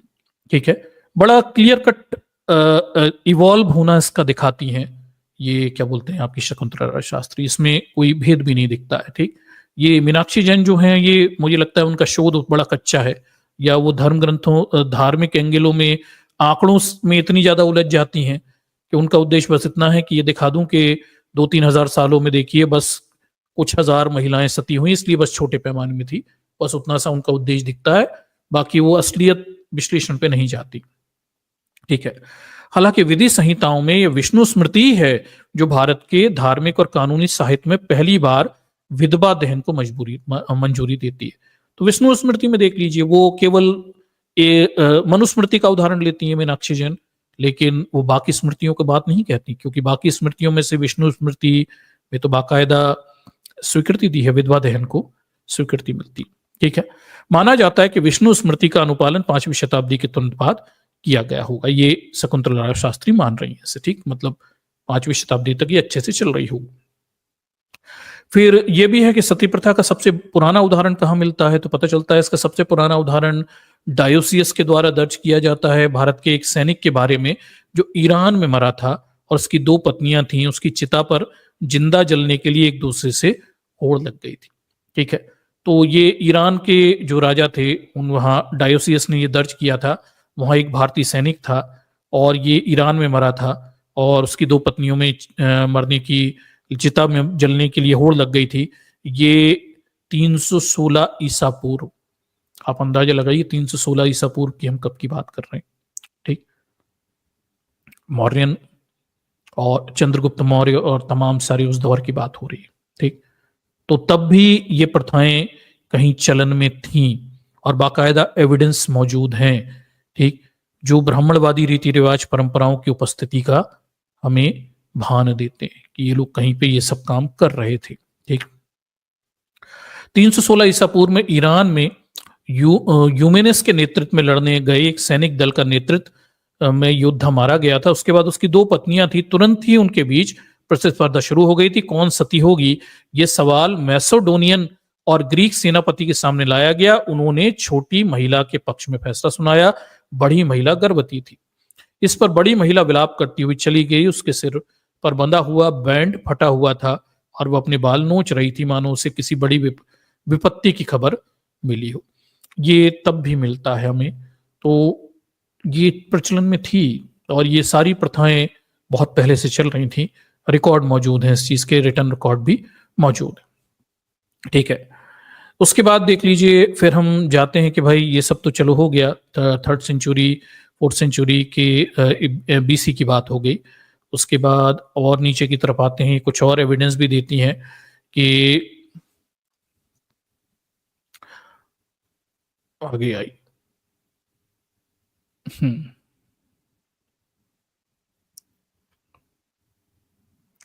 सती प्रथा के अभिलेख यानी इंस्क्रिप्शंस कहाँ से मिलते हैं, इस पर ये बात बताती हैं कि देखिए, स्मारक स्तंभों का वर्णन करती हैं। छोटे पत्थरों के स्तंभ हैं जिन पर आकृतियां और शिलालेख उकेरे गए। उन्हें देवली कहा जाता है, देवली कहा जाता है। ये राजपूताना में बहुतायत में पाए जाते हैं। इन्हें उन महिलाओं की यादों में बनाया जाता है जो अपने पतियों की चिता पर खुद जला देती थी, खुद चिता पर खुद जल जाती थी। जोधपुर राज्य में गटियाल में पाया गया सबसे पुराना स्तंभ 890 ईस्वी का है और इसमें सबसे पुराना स्तंभ मध्य प्रदेश के सागर जिले में ईरण में पाया गया है 510 ईस्वी का। इस प्रकार 6ठी शताब्दी में सती प्रथा का प्रचलन में आ रही थी। शकुंतला शास्त्री बताती हैं कि बाकायदा, ये तो पता ही होगा आपको, 510 ईस्वी में गुप्त काल का गोप राजा का जो इंस्क्रिप्शन है, उसकी पत्नी उसके साथ जल गई थी ईरण का, ये सबसे पुराना उदाहरण के रूप में माना जाता है। तो 5th-6th सेंचुरी में ऑलरेडी ये चल रहा था। ठीक। 12वीं शताब्दी के कल्हण के द्वारा कश्मीर के इतिहास में कुछ ऐसे उदाहरण दिए गए हैं जब पत्नियों के अलावा रखेलें, दास, मां, नर्स, मित्र, अनुयायी भी अनुमारण का अभ्यास करते थे। तो ये भी बहुत होता था कि केवल पत्नियां ही नहीं, बाकी भी दास दासियां सब जला दिया करते थे। ठीक, अनुमारण करते थे। आगे देखिए, सबसे पहले 902 में राजा शंकर वर्मन, 1081 में राजा अनंत और 1161 में राजा मल्ला, आखिरी बार 12वीं शताब्दी में राजा सुसला का उल्लेख मिलता है। ये तब की बात बताती। ठीक। उत्तर पश्चिम और मध्य भारत में ही नहीं बल्कि कर्नाटक के एपिग्राफिक से प्राप्त अभिलेखों के उदाहरण से पता चलता है कि यह प्रथा दक्षिण भारत में भी प्रचलन में थी। विभिन्न राजाओं की मृत्यु के बाद अनुमारण का प्रचलन होता था। जैसे 1130 में कदम राजा, तैलप राजा, गंग राजा, नीतिवर्मन और नंदीगिरी के स्वामी सत्यवाक कोग्निवर्मन, जो दोनों 915 में रहते थे, 1220 में राजा बल्ला और 1180 में राजा बमरईस। ठीक है। जब गुजरात में एक तोमर राजा की मृत्यु हुई तो उसकी 90,000 रानियों में से सती ना होने का अनुरोध किया गया। उन्होंने अपने कुल ब्राह्मण से सलाह ली, जिसने उसे सती होने की सलाह दी, क्योंकि वेद श्लोक 18/877 में अग्नि का उल्लेख है, ना कि अग्र का। केवल स्वर्ण सिक्कों की खातिर इस प्रकार 90,000 महिलाओं को आग में झोंक दिया गया। तो ये दावा कि बहुत सारे सती नहीं होती, ठीक है, ये भी अपने आप में गलत है। सती प्रथा और क्या बोलते हैं ये जौहर प्रथा, ये सब एक ही हैं। ये भले ही अलग अलग बात कह के तथ्यों को घुमाए मीनाक्षी जैन, पर वो एक ही चीज है। और जब 90,000 3,000 रानियों के आग में जला देने के उल्लेख मिलते हैं, कितना भी एग्जैजुरेशन होगा तो 90,000 नहीं होंगी, 90 तो होंगी ना। तो मतलब महिलाओं को जलाया तो जाता था। मीनाक्षी जैन के दावे के नहीं भाई, छोटे मोटे पैमाने पे होती थी, कोई बहुत सारे नहीं होते थे। ये देखिए 90,000 रानियां जलाने की बात यहाँ पे की गई। 3,000 रानियों ने विजयनगर के राजा के साथ सती की थी। मुसलमानों के द्वारा जैसलमेर पर विजय प्राप्त करने पर 24,000 रानियों ने सती हो गई थी। पुराने शमशान स्थल में सती होने वालों के नामों का उल्लेख करते हुए शिलालेख। ठीक। बूंदी के राजा अमर सिंह की 112 रानियां, धर्मपुर के जागीरदार केशव सिंह की 88 रानियां, पालीताना के सुरेंद्र सिंह की 78 रानियां, फ्रांसिस डिसूजा लोक सत्ता में ये सब छपा हुआ है। ठीक। सती प्रथा क्यों शुरू हुई, ये भी अब एक बड़ा मुद्दा है कि ये क्यों शुरू हुई। अब हम डॉक्टर अंबेडकर के उद्धरणों पे जाएंगे कि वो क्या बताते हैं इस पर। यह प्रथा 7वीं शताब्दी के बाद बौद्ध धर्म के पतन और अंतिम पतन के समय से शुरू हुई थी। फिर भी हर्षवर्धन के दरबार बाण भट्ट के बाद में मेघातिथि ने इस प्रथा का निंदा करी हुई है। ठीक। समाज में प्रचलन में रही होगी, पर बड़े पैमाने पे प्रचलन बताया जाता है ये शुरू हो गई थी इसके समय तक, लेटर हाउस तक। ठीक। और सबसे बड़ा प्रश्न ये है कि ये प्रथा क्यों शुरू हुई, विकसित हुई, इसे इतना सम्मान क्यों मिलता है। भारत में सती को अन्य रीति रिवाजों के साथ जोड़कर देखा जाना चाहिए, जैसा कि बालिका विवाह, किसी बुजुर्ग व्यक्ति से करना, विधवाओं के पुनर्विवाह को रोकना, ये सभी रीति रिवाज ब्राह्मणों के द्वारा जाति नियम के उल्लंघन को रोकने के लिए थे। ठीक है दर्शकों, ब्राह्मणवादी तंत्र की सारे रीति रिवाज परंपराएं, उनका एक ही उद्देश्य है, जातिवादी व्यवस्था को बनाए रखना। सती प्रथा का भी जो मोटिव है वो जातिवादी व्यवस्था को बनाए रखना ही है। कैसे है, डॉक्टर अंबेडकर क्या कहते हैं, देखिए यहाँ पे। डॉक्टर अंबेडकर ने 1919 में इसकी व्याख्या की थी, भारत में जातियां, वॉल्यूम देखिए स्पीचेस खंड 1 पुष्ट नंबर 5 में।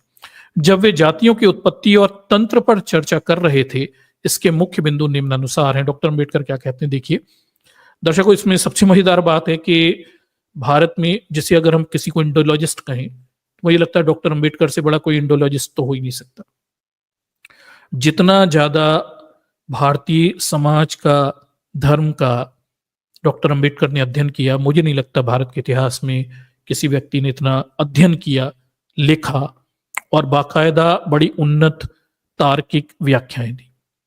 अब मजेदार बात यह कि ब्राह्मणवादी लोग और ये लोग जब जब अपने विश्लेषण करते हैं, तो कभी डॉक्टर अंबेडकर के राइटिंग स्पीचेस, उन चीजों को वो एक्सेप्ट नहीं करते, क्योंकि उन्हें एक्सेप्ट किया तो उनकी कलई खुल जाएगी, क्योंकि वो रेफरेंस देते हैं, हर चीज के सबूत देते हैं। ठीक। तो देखिए डॉक्टर अंबेडकर क्या कह रहे हैं, जाति की एकमात्र विशेषता अंतर विवाह है। आज की दुनिया में कोई भी सभ्य समाज भारतीय समाज से ज्यादा आदिम काल के अवशेष नहीं देखता है। ये बड़ी अच्छी बात है। देखिए दर्शकों, मतलब तब लिख रहे हैं और आज भी वही स्थिति है कि भारतीय समाज एकमात्र समाज है जो आदिम काल के अवशेषों को ढो रहा है। बाबा साहब लिख रहे हैं। ठीक। कोई भी समाज नहीं ढोता अब तो, पुरानी घिसी पिटी बातें सब समाजों ने छोड़ दी।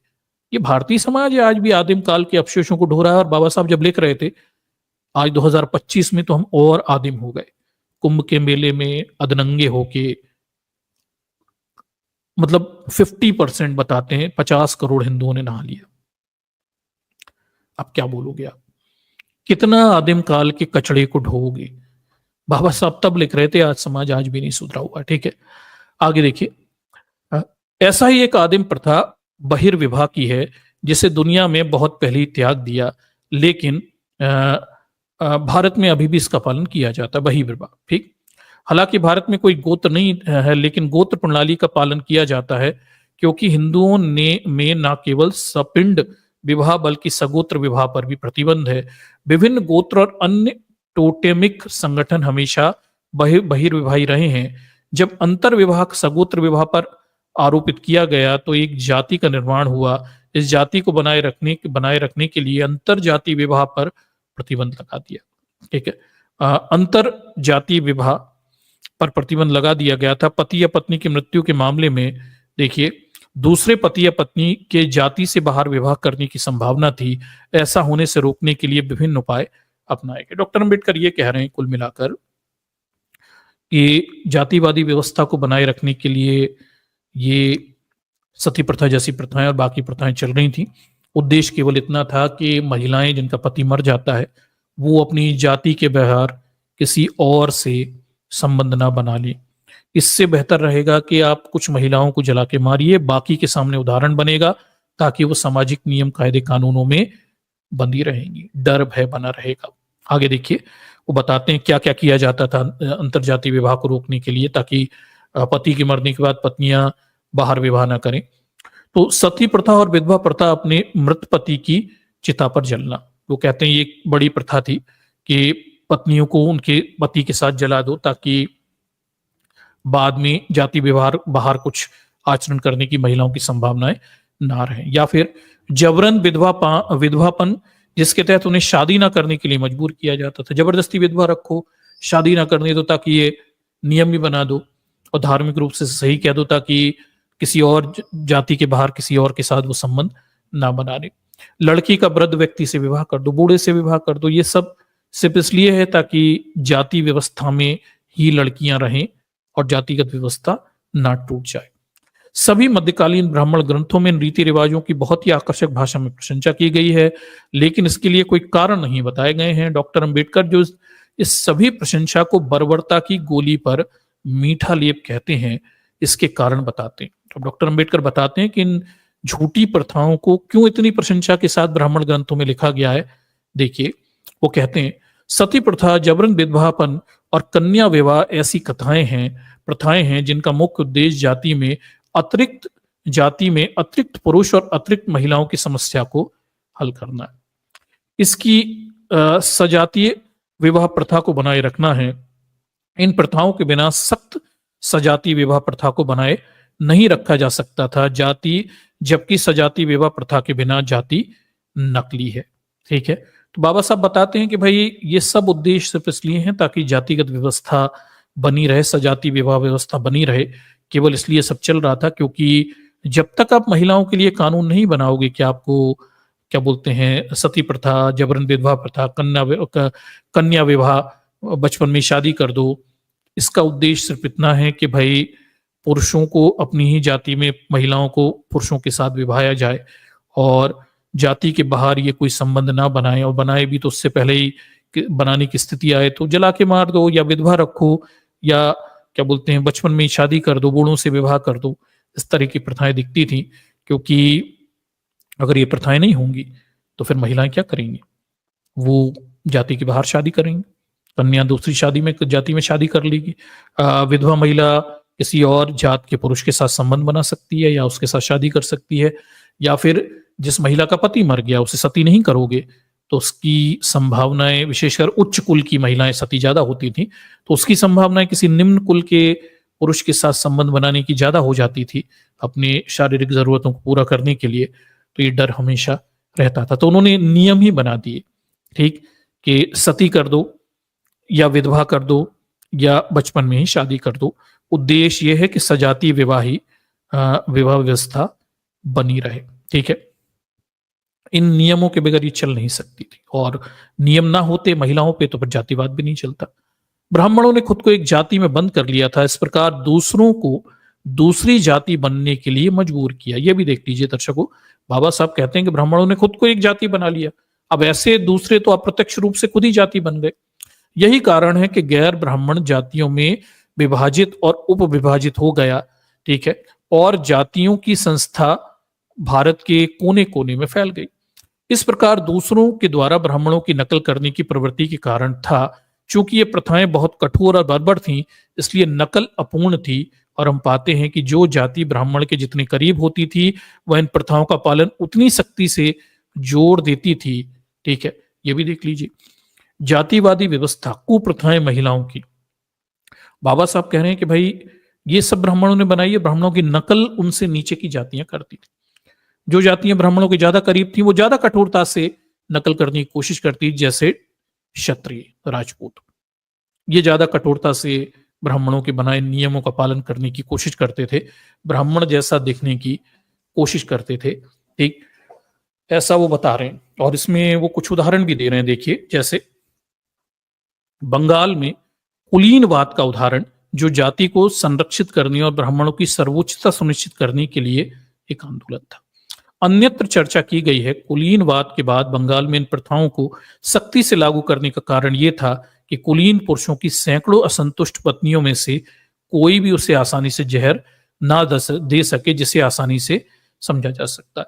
अब यह भी कुलीनवाद, अपनी ही जाति की लड़कियां से जाति में शादी हो, फिर एक पुरुष कई कई महिलाओं से शादी कर लेगा, तो ये भी डर है कि असंतुष्ट रहेंगी महिलाएं, कोई मार ना दे, तो सती प्रथा जैसी प्रथाएं बनाकर रखो, विधवा प्रथा जैसी प्रथाएं बनाकर रखो। एक महिला शादी करने के बाद डरे कि अगर पति मर गया तो उसका जीवन नर्क हो जाएगा, तो उसे पति की देखभाल करना ही उसके जीवन का फिर उद्देश्य बन जाएगा। आगे देखिए, सती प्रथा को रोकने के प्रयास भी बताए गए हैं, कई सारे प्रयासों के बारे में जानकारियां दी गई हैं। मुस्लिम काल से शुरू हो जाते हैं और फिर बहुत सारे उदाहरण मिलते हैं, अकबर के जमाने के भी हैं और भी सारे दिखाई देते हैं। ठीक, जहांगीर ने भी विधवा प्रथा उसके उस पर प्रतिबंध लगाया, औरंगजेब ने भी घोषणा की थी कि किसी महिला को जिंदा ना जलाया जाए। इस तरह के उदाहरण भी यहाँ पे मिलते हैं। ठीक, ये देखिए, फिर ये तो चल ही रहा है, तो इसके बाद एक और बड़ा प्रश्न है, क्या हिंदू धर्म का हिस्सा नहीं थी और ये कम पैमाने पे होती थी, जैसा कि अमीश त्रिपाठी और ये लोग दावा कर रहे हैं? तो एक बड़ा प्रश्न खड़ा हो जाता है कि जब सती प्रथा के विरुद्ध आंदोलन चल रहा था, सती प्रथा खत्म करने के लिए अंग्रेजों के दौरान आंदोलन चल रहे थे, विशेषकर राजा राम मोहन रॉय बताया जाता है बड़ा आंदोलन कर रहे थे, तो उनके विरुद्ध हिंदुओं की तरफ से राधाकांत देव, पंडित कलानंद बनर्जी, पंडित निमाई मुखोपाध्याय, हरिहर शास्त्री, धर्मपति गांगुली आदि, ये सब क्यों पंडे पुजारी विरोध कर रहे थे? ये गंभीर प्रश्न है कि अमीश त्रिपाठी कह रहे हैं कि धर्म का हिस्सा नहीं है, धर्म की गलत व्याख्या कर ली, हिंदू धर्म से कोई लेना देना नहीं है। तो ये धर्म चलाने वाले लोग सती प्रथा अंग्रेज जब बंद कर रहे थे तो विरोध क्यों कर रहे थे? जब धर्म का हिस्सा ही नहीं है, इन्हें कुछ लेना देना नहीं है, तो ये राधाकांत देव, पंडित कलन बनर्जी, ये देखिए, ये सब अंग्रेज जब बंद कर रहे थे तो इसका विरोध क्यों कर रहे थे? ठीक, ये भी बड़ा अजीब है कि ये कहते थे कि भाई इसका सती प्रथा बंद मत करो। ठीक, विरोधी देखिए क्या बात हुई थी। देखिए, उन्होंने सती प्रथा के विरोध करने वाले फादर विलियम कैरी और फादर विलियम स्लीमन को निष्कासित करने के लिए गवर्नर जनरल को ज्ञापन सौंपा। देख लीजिए, तो मुद्दा यह है कि भाई सती प्रथा हिंदू धर्म का हिस्सा नहीं थी, ये कम होती थी, एक्सेप्शन थी। ये अमीश त्रिपाठी कह रहा है, ये मीनाक्षी जैन जैसे लेखिका कह रही हैं, और भी लोग कह रहे हैं, और वो भावेश अग्रवाल भी कह रहा है। तो क्वेश्चन ये है कि भाई जब सती प्रथा पे अंग्रेजों ने रोक लगाई तो ये ब्राह्मणवादी तंत्र खड़ा हो गया। राधाकांत देव, पंडित कलन बनर्जी, पंडित निमाई मुखोपाध्याय, हरि शास्त्री और धर्मपति गांगुल, ये उनका विरोध कर रहे थे जो सती प्रथा को रोकना चाह रहे थे। फादर विलियम कैरी और फादर विलियम स्लीमन को हटाने की बात कह रहे थे, क्योंकि ये सती प्रथा रोक रहे थे। मिशनरियों के खिलाफ उनका तर्क था कि मिशनरी सती प्रथा के खिलाफ जनमत को जागृत कर रही हैं और इस तरह हिंदू धर्म को नष्ट कर रहे हैं। फ्रांसिस डिसूजा, लोक सत्ता में छपा हुआ। अब देखिए दर्शकों, ये अपने आप में यहां से ये बात सिद्ध होती है कि जब सती प्रथा रोकी जा रही थी तो हिंदू धर्म की तरफ से तमाम पंडे पुजारी ब्राह्मण इसका विरोध कर रहे थे। 1829 और अंग्रेजों का भी विरोध हो रहा था। आज कोई अमीश त्रिपाठी कहता है कि हिंदू धर्म का हिस्सा नहीं थी, ये तो आम प्रचलन में थी, थोड़ा बहुत कुछ होता था, और कोई मीनाक्षी जैन कहती है कि नहीं भाई, धर्म से इसका कुछ लेना देना नहीं है, अंग्रेज तो झूठे दावे कर रहे थे। तो ये पंडे पुजारी विरोध क्यों कर रहे थे भाई? जब हिंदू धर्म का हिस्सा ही नहीं है तो विरोधी क्यों करना? करने दो अंग्रेजों को जो करता है। विरोध तभी होगा जब ये हिंदू धर्म का हिस्सा है। और ये भी देख लीजिए, ये लिख भी रहे हैं कि मिशनरियों के खिलाफ वो तर्क देते थे पंडे पुजारी कि भाई ये सती प्रथा के विरुद्ध जन जागृति ला रहे हैं। यहां पे मीनाक्षी जैन और मिश्र त्रिपाठी कहते हैं वो तो धर्म का हिस्सा ही नहीं, जबकि हमें पता चलता है कि ये तो धर्म का हिस्सा थी। और उस समय जब बंद किया गया तो अंग्रेजों का जम के विरोध भी हुआ था पंडे पुजारियों ने। ठीक, ये देख लीजिए, इसके प्रमाण मिलते हैं। ठीक है, ये देख लीजिए। आगे देखिए, 1829 में ईस्ट इंडिया कंपनी ने गवर्नर लॉर्ड बेनेडिक्ट केस देखिए ने इस पर प्रतिबंध लगा दिया और कानून बन गया। सवर्णों के एक संगठन ने धर्म सभा के द्वारा इसके खिलाफ जुलाई 1832 में प्रीवी काउंसिल के समक्ष अपील की गई और न्यायाधीश ने सर्वसम्मति से सम्राट को इसे अस्वीकार करने की सलाह दी। जमुना नाग, प्रश्न नंबर 55।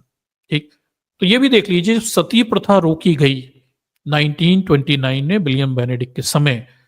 तो बाकायदा धर्म सभा बुलाई गई जुलाई 1832 में। बाकायदा इन्होंने प्रीवी काउंसिल के समक्ष अपील दी और वहां के न्यायाधीश ने सम्राट को इस अपील को खारिज यानी अस्वीकार करने के लिए कह दिया। आज अमीश त्रिपाठी और मीनाक्षी जैन जैसे लोग, भविष्य अग्रवाल कह रहे हैं कि धर्म का हिस्सा नहीं थी, ये चलती नहीं थी और कुछ लोग कर लेते होंगे। अरे भैया, जब धर्म का हिस्सा नहीं है तो धर्म सभा क्यों बोल रही है भैया 1832 में? और ये अपील क्यों कर रहे हैं कि फिर से सती प्रथा शुरू कर दो? और ये सब पंडे पुजारी ब्राह्मण लोग ही। आज ये बच्चों के सामने ये कह रहे हैं कि हिंदू धर्म का इससे कुछ लेना देना नहीं है, तो कमी प्रचलन में होती थी, फलाना ठिकाना। 1832 में, ये देखिए शायद यहाँ पे डेट गलत लिखी हुई, 1929 लिख दिया, 1829 होगी ये, जब उन्होंने प्रतिबंध लगाया था बेनेडिक्ट के समय। फिर 1832 में ये लोग अपील कर रहे हैं धर्म सभा बुलाकर कि भाई इसे सम्राट को लिख रहे हैं, मतलब किंग को लिख रहे हैं कि फिर से शुरू की जाए। ठीक, और वहां का जो जज है वो कह रहा है नहीं नहीं, सम्राट को वो सलाह दे रहा है कि इसे अस्वीकार कर दो। दिलचस्प बात यह है कि अपीलकर्ताओं ने तर्क दिया था कि अगर सती प्रथा पर प्रतिबंध लगा दिया गया तो महिलाएं अपने पतियों को मार डालेंगी। अब देख लीजिए, लॉजिक भी दे रहे, अगर ये धर्म का हिस्सा नहीं है तो महिलाएं अपने पतियों को मार डालेंगी, नहीं मार डालेंगी, इन पंडे पुजारियों को क्या लेना देना है? ठीक है, आप अंदाज लगाइए। तो आप ये देखिए किस स्तर पे प्रोपेगेंडा चल रहा है। मीनाक्षी जैन जैसे लोग किताबें लिख रहे हैं, गपोड़पंथी की ऊल जलूल किताबें, डेटा डेटा भर के, लेकिन वो ये नहीं बता रहे कि जब अंग्रेजों ने सती प्रथा पर बैन लगाया तो उस जमाने के पंडे पुजारी तमाम सारे विरोध में खड़े हो गए, मारने पीटने तक की नौबतें आ गई, सम्राट को लिखा गया, अपीलें की गई, सती प्रथा चालू कर दो। तर्क भी दे रहे हैं कि महिलाएं देखिए पतियों को मार डालेंगी। और ये मीनाक्षी जैन और अमीश त्रिपाठी हमसे ये कह रहे हैं कि नहीं भैया, ये तो धर्म की गलत व्याख्या अंग्रेजों ने कर दी, ये तो चलती भी नहीं थी, बहुत कम पैमाने पे होती थी, अंग्रेज झूठे दावे कर रहे हैं। अरे झूठे दावे कर रहे हैं तो ये धर्म सभाएं और अपीलें क्यों हो रही हैं भाई? जब धर्म का हिस्सा ही नहीं है तो ये पंडे पुजारियों को क्या लेना देना? ये क्यों विरोध कर रहे हैं, सती प्रथा को चालू करवाना चाहते हैं? और ये क्यों कह रहे हैं महिलाएं अपने पतियों को मार डालें? निश्चित रूप से ये धर्म का हिस्सा रही थी, नहीं तो ये कभी विरोध इसका नहीं करते। ठीक है, तो अमीश त्रिपाठी, मीनाक्षी जैन जैसे लोग केवल आज के युवा बच्चों के सामने झूठ परोस रहे हैं। ठीक, ये बिल्कुल झूठ है। सती प्रथा हमेशा से हिंदू धर्म का हिस्सा थी, बड़े पैमाने पर प्रचलन होती थी और प्रचलन ब्राह्मणवादी व्यवस्था के लोग ही करते थे। इसलिए ये कहना कि अंग्रेज या मुसलमान दोषी हैं, नहीं भाई, अंग्रेज अपनी औरतों को नहीं जला रहे थे भारत में और ना ही मुसलमान अपनी औरतों को जला रहे थे, ये हिंदू जला रहे थे, ब्राह्मणवादी तंत्र जलवा रहा था और उसे बचाने के लिए खड़े भी थे। दोष उनको देने से कुछ नहीं होगा। आप अपनी औरतों को जला रहे हो तो भाई मुस्लिम कैसे दोषी हो गए और अंग्रेज भी कैसे दोषी हो गए? ठीक, और अगर ये थी नहीं तो फिर आप विरोध क्यों कर रहे थे? तो बड़ा स्पष्ट और साफ है कि बड़ा एक खतरनाक प्रोपेगेंडा इस समय चल रहा है। शायद इन मुद्दों पे हमें बार-बार बातें करनी पड़ेंगी, क्योंकि हमारी रीच बड़ी लिमिटेड है, उन लोगों की रीच बड़ी गहरी है। वो ज़्यादा युवाओं के दिमाग में ये गंदगी भर सकते हैं कि सती प्रथा थी नहीं, अंग्रेजों ने झूठ बात कह दी। जो भी था वो मुसलमानों ने किया। असलियत में ये ब्राह्मणवादी तंत्र ही सती प्रथा को बचाए रखने के लिए 1829 और 1832 के करीब धर्म सभाएं वगैरह बुलाकर कोर्ट के केस लड़ रहा है। ठीक, और इसके रिकॉर्ड मौजूद है। ठीक है। हालांकि ये कानून 175 साल से लागू है, फिर भी सती प्रथा बंद नहीं हुई है। रूप कवर आज भी जलाई जा रही है। रूप कवर केस तो आपको पता ही होगा किस तरह से पूरी स्थिति आपके सामने उपस्थित है। ठीक, ये देखिए, देखिए उसके बाद भी देख लीजिए सती प्रथा, देखिए जलाने की प्रथा का समर्थन करने वाले भी आज भी मौजूद हैं।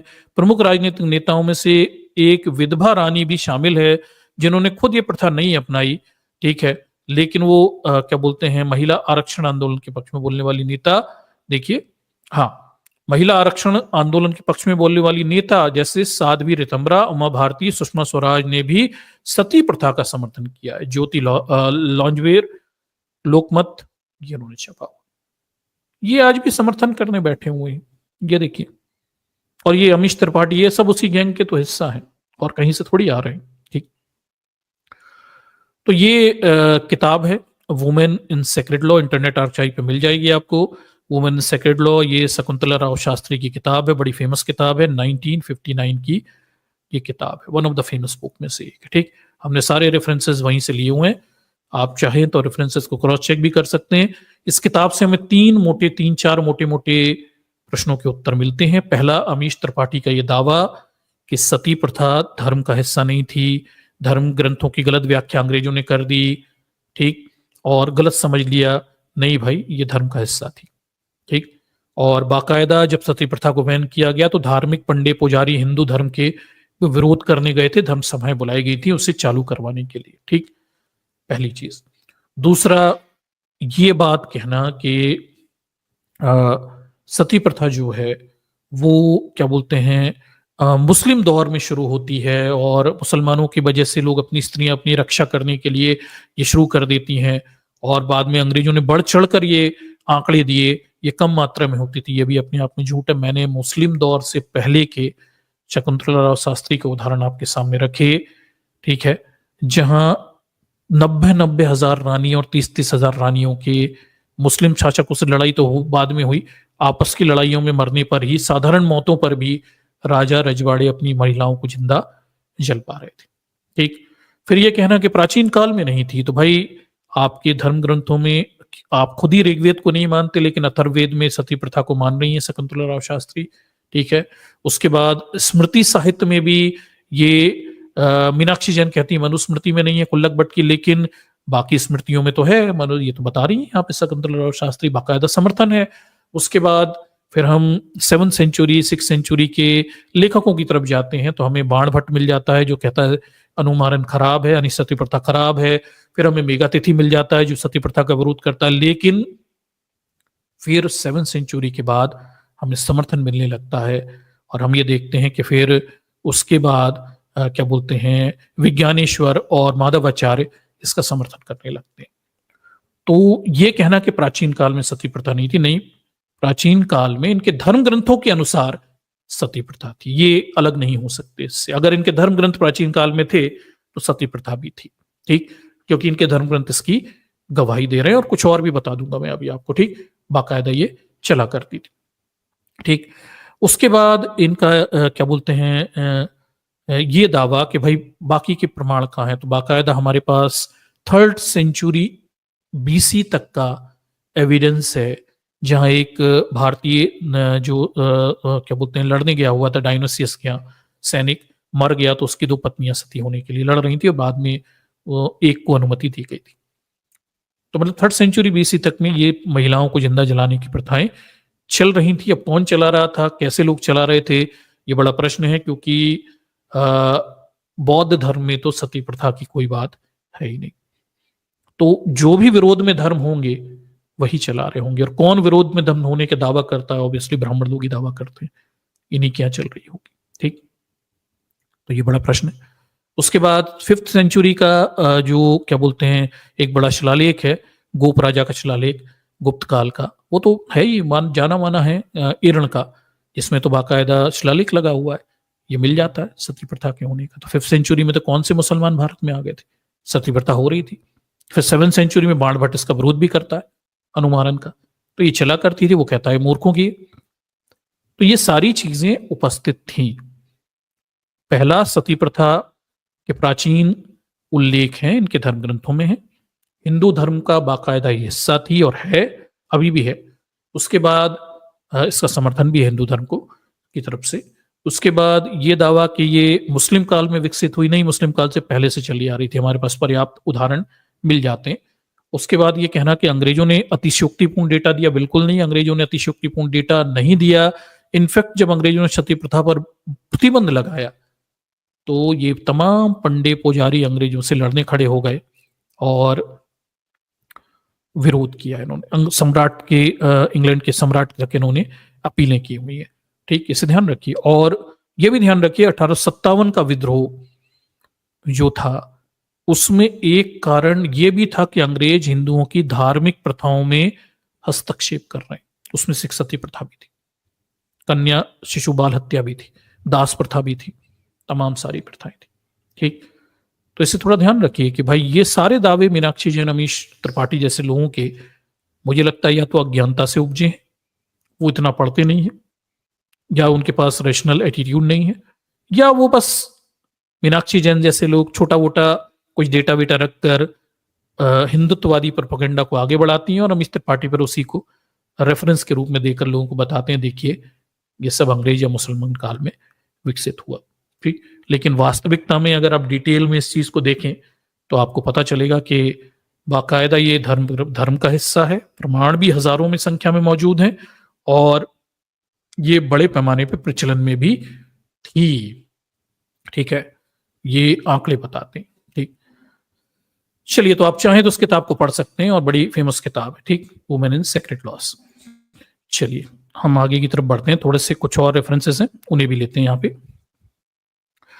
उसके बाद देख लीजिए, हम क्या बोलते हैं, सती प्रथा के प्रमाणों की तरफ जब जाने की कोशिश करते हैं तो हमारे पास एक बड़ा प्रमाण आता है, किसका? ये इनके धर्म ग्रंथ का आता है। और मैं यहाँ से गरुड़ पुराण के उदाहरण को आपके सामने रखूंगा। ये दावा कि सती प्रथा हिंदू धर्म का हिस्सा नहीं है, इस दावे को हम खारिज करेंगे यहाँ पे विशेष रूप से गरुड़ पुराण के माध्यम से, क्योंकि इसे थोड़ा ध्यान रखिए कि हिंदू लोग अपने अंतिम संस्कार के सारे जितने भी समारोह होते हैं, सेरेमनीज होती हैं, वो गरुड़ पुराण के अनुसार मनाते हैं।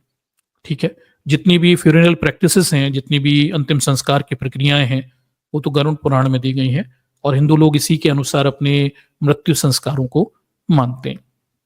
ठीक है, तो सबसे ऑथेंटिक बात तो गरुड़ पुराण से ली जाएगी, किसी से भी नहीं ली जाएगी, क्योंकि उसी में मृत्यु संस्कार के नियम, कायदे, कानून बताए गए। अब ये गरुड़ पुराण क्या कहता दिखाई देता है, ऐसे देखिए। इसकी भी बात वो मीनाक्षी जैन नहीं करती, या ना ही अमीश त्रिपाठी करते हैं, शायद पढ़ा ही नहीं होगा उन लोगों ने, इतना कहाँ पढ़ते। ठीक, तो गरुड़ पुराण देख लीजिए, गीता पुरुष गोरखपुर का है। इसका देखिए चैप्टर नंबर 9 और फिर हम आते हैं चैप्टर नंबर 10 पे।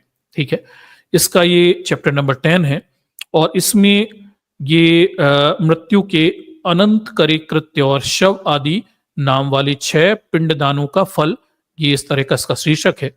और इसमें महिलाओं के बारे में बताया गया, उन महिलाओं के जो मरना चाहती हैं अपने पतियों के साथ, उसके बारे में बताया गया। तो ये देखिए 10वें अध्याय का ये पेज है, इसमें बताया गया अपने पति प्रिय संपादन में, अपने पति के प्रिय संपादन में संलग्न पतिव्रता नारियां यदि उसके साथ परलोक गमन करना चाहें। ठीक है, इसे ध्यान रखिएगा, परलोक गमन यानी मरना चाहें। ठीक है, अब देखिए दर्शकों, इसमें थोड़ा ध्यान दीजिए कि कुछ लोग कहेंगे यहाँ पे लिखा है चाहें, खुद मरना चाहें। नीचे इन्होंने बड़ा स्टार लगा के ये भी कह दिया कि सती होना स्त्री की इच्छा पर निर्भर है, सती के नाम पर बलात् दाह करने का विधान नहीं है, जैसा कौशल्या आदि दशरथ की पत्नियां, पांडु की पत्नी कुंती और जड़ भरत की सपनित्या माता आदि ने सती ना होने का उदाहरण दिया था। तो एक तरफ ये कह रहे हैं कि जो खुद मरना चाहे उसकी बात हो रही है, यानी खुद सती होना चाहे उसके लिए जबरदस्ती सती नहीं होना। लेकिन इसी गरुड़ पुराण में नीचे ये भी कहते हैं कि जो पत्नी सती नहीं होती वो मूर्ख होती है और उसे तमाम सारे सुख नहीं मिलते, ये भी बात की जाती है, ये भी ध्यान रखिए। तो एक तरफ ये कह रहे हैं कि सती खुद पत्नी होगी, लेकिन दूसरी तरफ सती ना होने वाली महिलाओं को उल्हाना भी देते हुए दिखाई दे रहे हैं, जो दिखाता है कि ये आदेश के समान है। महिलाओं को बताया जा रहा है कि सती होना ही चाहिए, तभी फायदा होगा। ठीक, तो गरुड़ पुराण में कहा जा रहा है कि परलोक गमन करना चाहे तो पति की मृत्यु होने पर स्नान करके अपने शरीर को कुमकुम अंजन सुंदर वस्त्र आभूषण अलंकार करके ब्राह्मण और बंधुओं बांधवों को दान दे के, मरते समय भी दान देना है, गुरुजनों को प्रणाम करके तब घर से बाहर निकलें। इसके बाद देवालय जाकर भक्तिपूर्ण भगवान विष्णु को प्रणाम करें। ठीक है, और वहां अपने आभूषणों को समर्पित करके वहां से श्रीफल लेकर लज्जा और मोह का परित्याग करके शमशान भूमि जाएं। तब वहां सूर्य को नमस्कार करें, चिता की परिक्रमा करके पुष्प आदि रूप चिता पर चढ़े। देखिए, पुष्प शैया रूपी चिता पर चढ़ें और अपने पति को अपनी गोद में लिटाएं। एग्जैक्टली इसी तरीके से रूप कुमार का सती हुआ था। अभी हम थोड़ा उस पर भी आते हैं। तद अनुसार सखियों को श्रीफल देकर दाह के लिए आज्ञा प्रदान करें और शरीर का दाह करके गंगा जल में स्नान करके समान मानकों का अपना शरीर जलाएं। आगे लिखा हुआ है कि देखिए, गर्भिणी स्त्रियों को अपने पति के साथ अपना दाह नहीं करना चाहिए। तो ये भी है, नियम भी है इसमें, कि कंडीशन भी बताई गई है कि सभी महिलाएं, ये एक और तर्क है अमीश त्रिपाठी और उनका क्या बोलते हैं आपकी मीनाक्षी जैन का, कि भाई सभी महिलाओं का दाह नहीं होता था। हाँ, सही बात है, सभी महिलाओं को नहीं जलाया जाता था।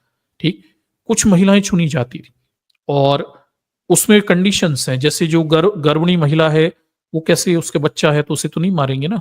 ठीक, तो प्रसव करके उत्पन्न बालक का पोषण करने के बाद सती होना चाहिए। इस देखिए, ये भी लिखा हुआ है कि अगर गर्भिणी महिला है तो बच्चे का पालन पोषण करने के बाद सती होना चाहिए। ठीक, यदि स्त्री अपने मृत पति के शरीर लेकर अपने शरीर का दाह करती है तो उसे अग्नि उसके शरीर मात्र को जलाती है, उसकी आत्मा को कोई पीड़ा नहीं होती है। ठीक है, कौंधे देखिए, धोखे जाते हुए धातुओं का मल जैसे अग्नि जल जाता है, उसी प्रकार नारी अमृत के समान अग्नि में अपने पापों को जला देती है। जिस प्रकार देखिए, सत्यपरायण धर्म आत्मा पुरुष शपथ के समय तपे हुए लोह पिंड आदि के लेने पर भी नहीं जलते हैं, उसी प्रकार चिता पर पति के शरीर के साथ संयुक्त वह नारी भी कभी नहीं जलती है, अर्थात उसे दाह प्रयुक्त कष्ट नहीं होता है। प्रत्युत उसकी अंतरात्मा मृत व्यक्ति के अंतरात्मा के साथ एकत्र प्राप्त कर लेती। मतलब ये भी बताया जा रहा है कि भाई जलने का दर्द नहीं होता, ये नहीं होता, वो नहीं होता। अब होता ही नहीं है तो बता ही क्यों रहे हो भाई। ठीक है, ठीक, अजीब स्थिति है।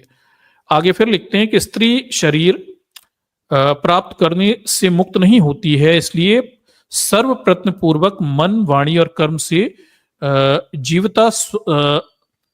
जीवित अवस्था में अपने पति की सदा सेवा करनी चाहिए और मरने पर उसका अनुगमन करना चाहिए। ये देखिए, ठीक है, पति के मरने पर जो स्त्री अग्नि में आरोहण करती है वह अरुण धती के समान होकर स्वर्गलोक में सम्मानित होती है। देख लीजिए, ये भी वादे किए गए और वहां पर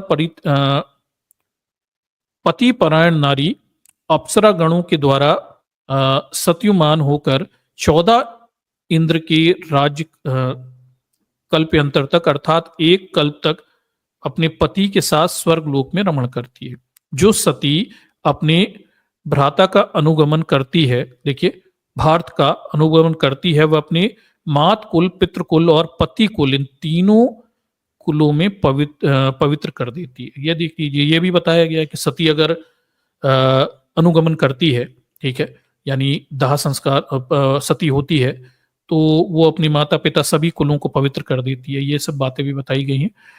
मनुष्य के शरीर में 3.5 करोड़ रोमकूप हैं, उतने ही काल तक वह नारी अपने पति के साथ स्वर्ग में आनंद करती है। वह सूर्य के समान प्रकाशमान विमानों में अपने पति के साथ क्रीड़ा करती है। जब सूर्य और चंद्रिका स्थिर रहती है तब वह पति लोक में निवास करती है। इस प्रकार दीर्घायु प्राप्त करके पवित्र कुल में पैदा होकर पति रूप में वह पतिव्रत नारी उसी पति को पुनः पा लेती है। मतलब ये भी पारितोषिक भी है।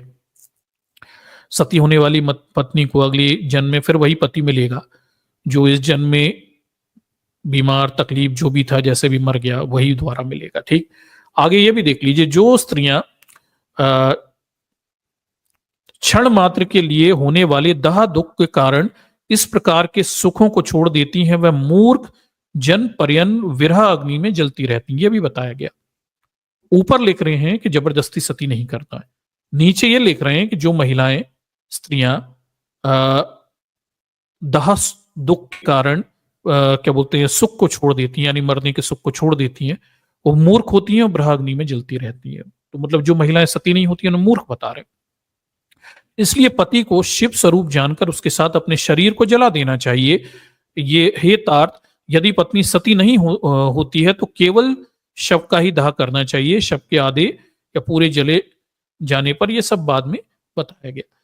तो ये गरुड़ पुराण है जो दाह संस्कार के नियमों को बताता है। सारे हिंदुओं का दाह संस्कार इसी के अनुसार होता है। 13 दिनों तक इसी का पाठ भी हिंदुओं के घरों में होता है। ठीक, और ये बाकायदा इस बात को बताता है कि भाई इसके गरुड़ पुराण के 10वें अध्याय में बाकायदा जो पत्नियां पति के साथ सती होना चाहती हैं उसका उद्धरण है, उसकी प्रक्रिया, उसके लाभ, उससे होने वाले कष्ट से बचने के तरीके, सब कुछ इसमें बताए गए हैं। और साथ में लालच भी दिए गए हैं कि सती होने के लाभ मिलेंगे तमाम सारी।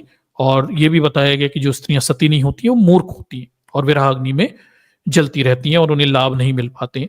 ये सब बात बताई गई है। तो ये दावा कि सती होने की प्रक्रिया हिंदू धर्म व्यवस्था का हिस्सा नहीं थी। अंग्रेजों ने इसके धर्म ग्रंथों के गलत अर्थ निकाल लिए। ठीक है, ये अपने आप में झूठ है। बाकायदा हिंदू धर्म व्यवस्था का हिस्सा है सती पर। गरुड़ पुराण जो हिंदू शव प्रक्रियाओं के, शवधान प्रक्रियाओं का उल्लेख करता है, उसमें बाकायदा इस चीज का बड़ा विस्तार से उल्लेख है 10वें अध्याय में। तो अमीश त्रिपाठी और मीनाक्षी जैन यहां भी हिंदुओं को मूर्ख बना रहे हैं। ठीक, और उनसे सत्य को छुपा रहे हैं। बाकायदा हिंदू धर्म ग्रंथों का हिस्सा है। ठीक, तो ये हमें दाह संस्कार के श्लोकों से पता चल जाता है। ठीक, इसके बाद फिर ये भी है कि भाई ये कहना कि भाई रामायण वगैरह के उल्लेख भी बताए हुए थे उन्होंने। हमारे पास भी एक रामायण का एक रेफरेंस है जिसमें सती होने का बाकायदा आदेश देते हुए दिखाई देते हैं। अमीश त्रिपाठी तो पता नहीं क्या कहते दिखाई दे रहे हैं वहां पे कि राम और वो सती होने की बात कह रहे थे, खुद मरना चाहते थे, जबकि ऐसा कुछ भी नहीं है।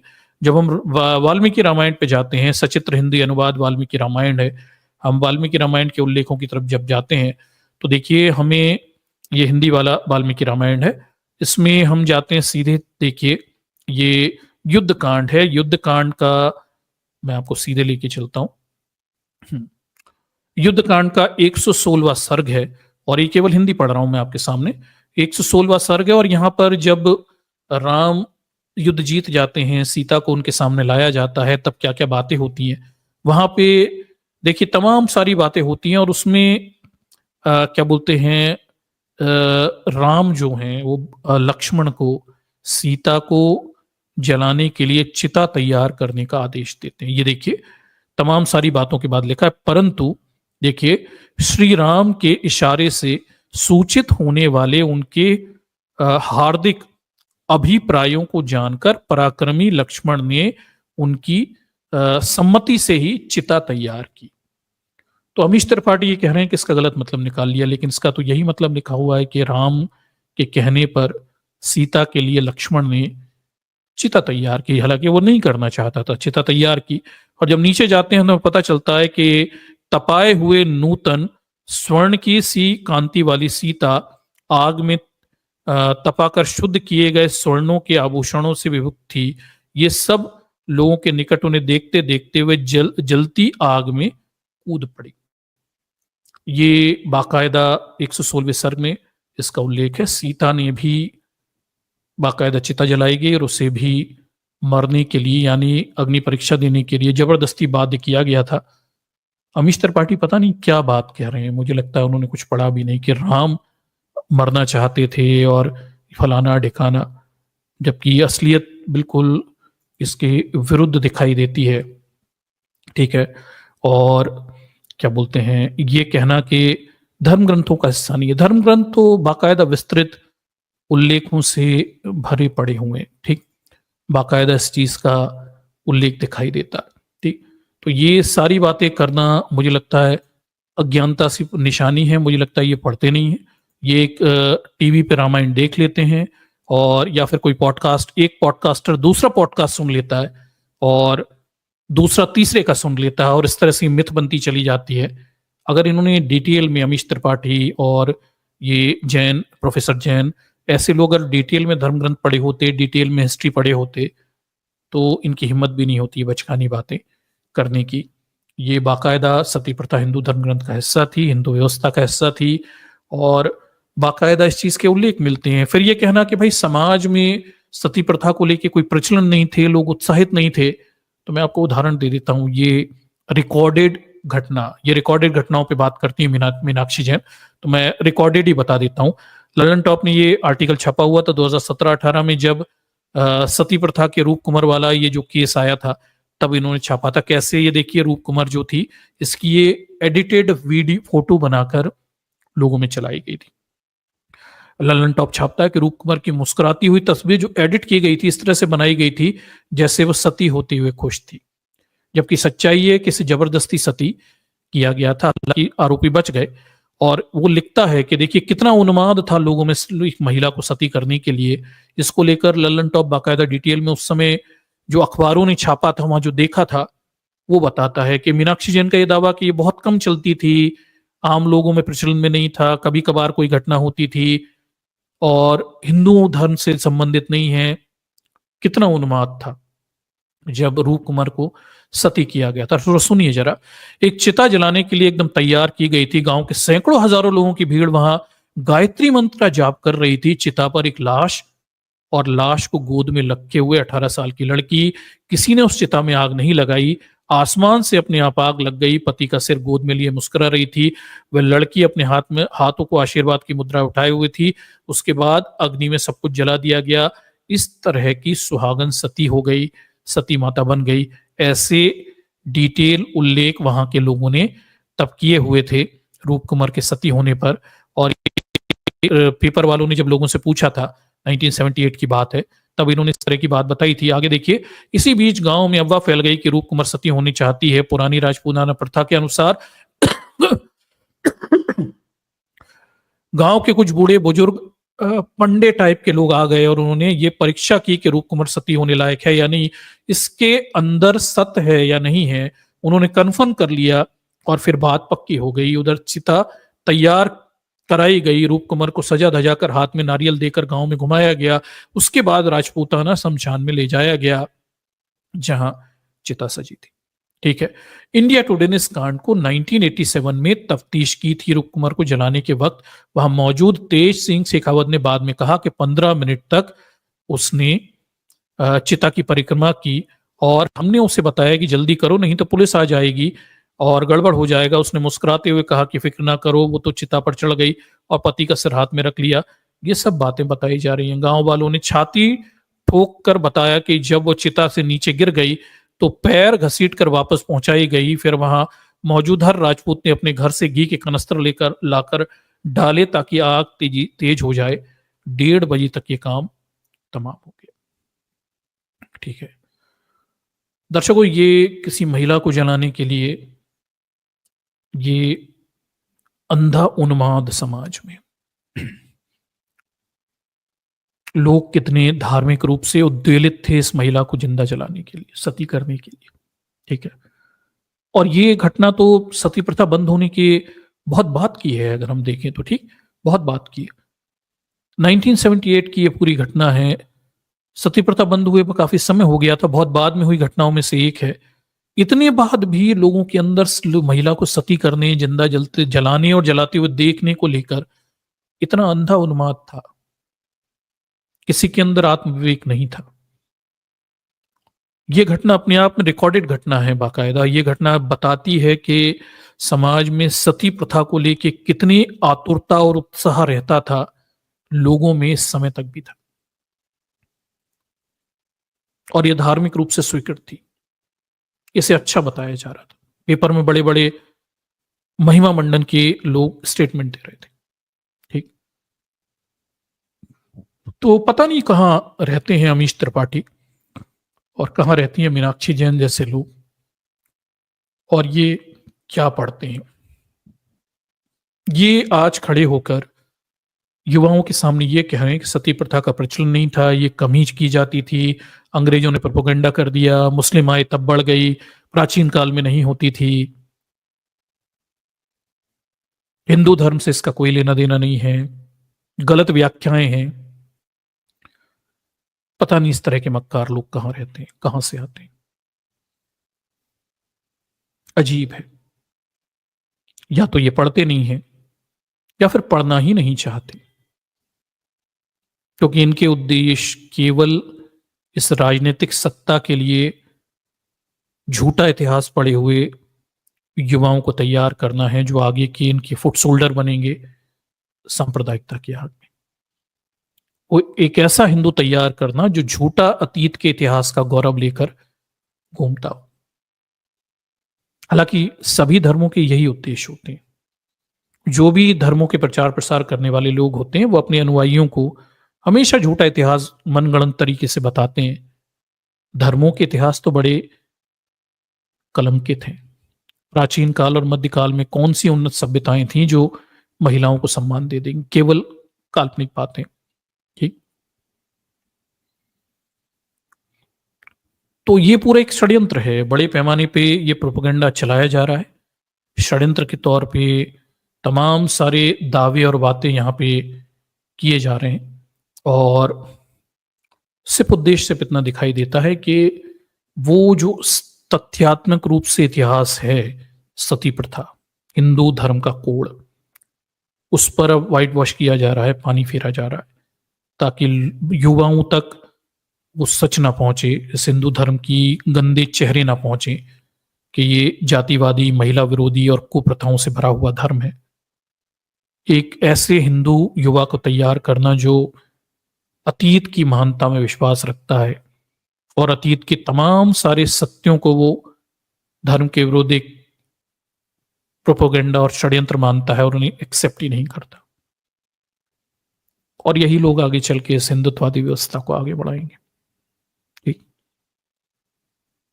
तो ये पूरा एक मामला है। ये उतना आसान नहीं है जितना आसान हम समझ रहे हैं। हमारे आपके जान लेने से बात नहीं बनने वाली है। अमीश त्रिपाठी और मीनाक्षी जैन जैसे लोगों को करोड़ों लोग देखते हैं, युवा देखते हैं। वो तो उसे ही सत्य मानते हैं जो ये प्रोपेगेंडा वाले पॉडकास्टर वहां पे चला रहे हैं। ठीक, हमारी बातें अभी युवाओं तक पहुंचना बहुत दूर की बात है। हमारे उद्देश्य तो केवल बहुजन समाज तक ही सच पहुंच जाए और वो इनके जंजालों से निकल जाए, उतना ही दिखाई देता है। बाकी समाज समझे ना समझे वो तो खैर मुझे दूर की कौड़ी दिखती है।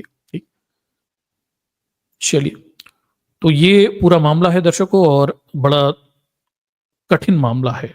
इसलिए कठिन कहूंगा कि इतने बड़े पैमाने पे ये लोग अपना प्रोपेगेंडा फैला रहे हैं कि उसे काउंटर करने के लिए कितने बार इन चीजों को हमें बार बार बार बार लोगों के सामने रखना पड़ेगा। शायद कई बार की बात रहेगी। ये सब एक दिन एक समय में नहीं होने वाला। ठीक, ये बहुत लंबे पैमाने पे की जाने वाली कार्रवाई रहेगी। शायद वही चीजों के पुनर्पाठ कई बार करने की जरूरत है, तब जाकर हम एक बड़े वर्ग तक अपनी बातों को पहुंचा पाएंगे। ठीक, चलिए।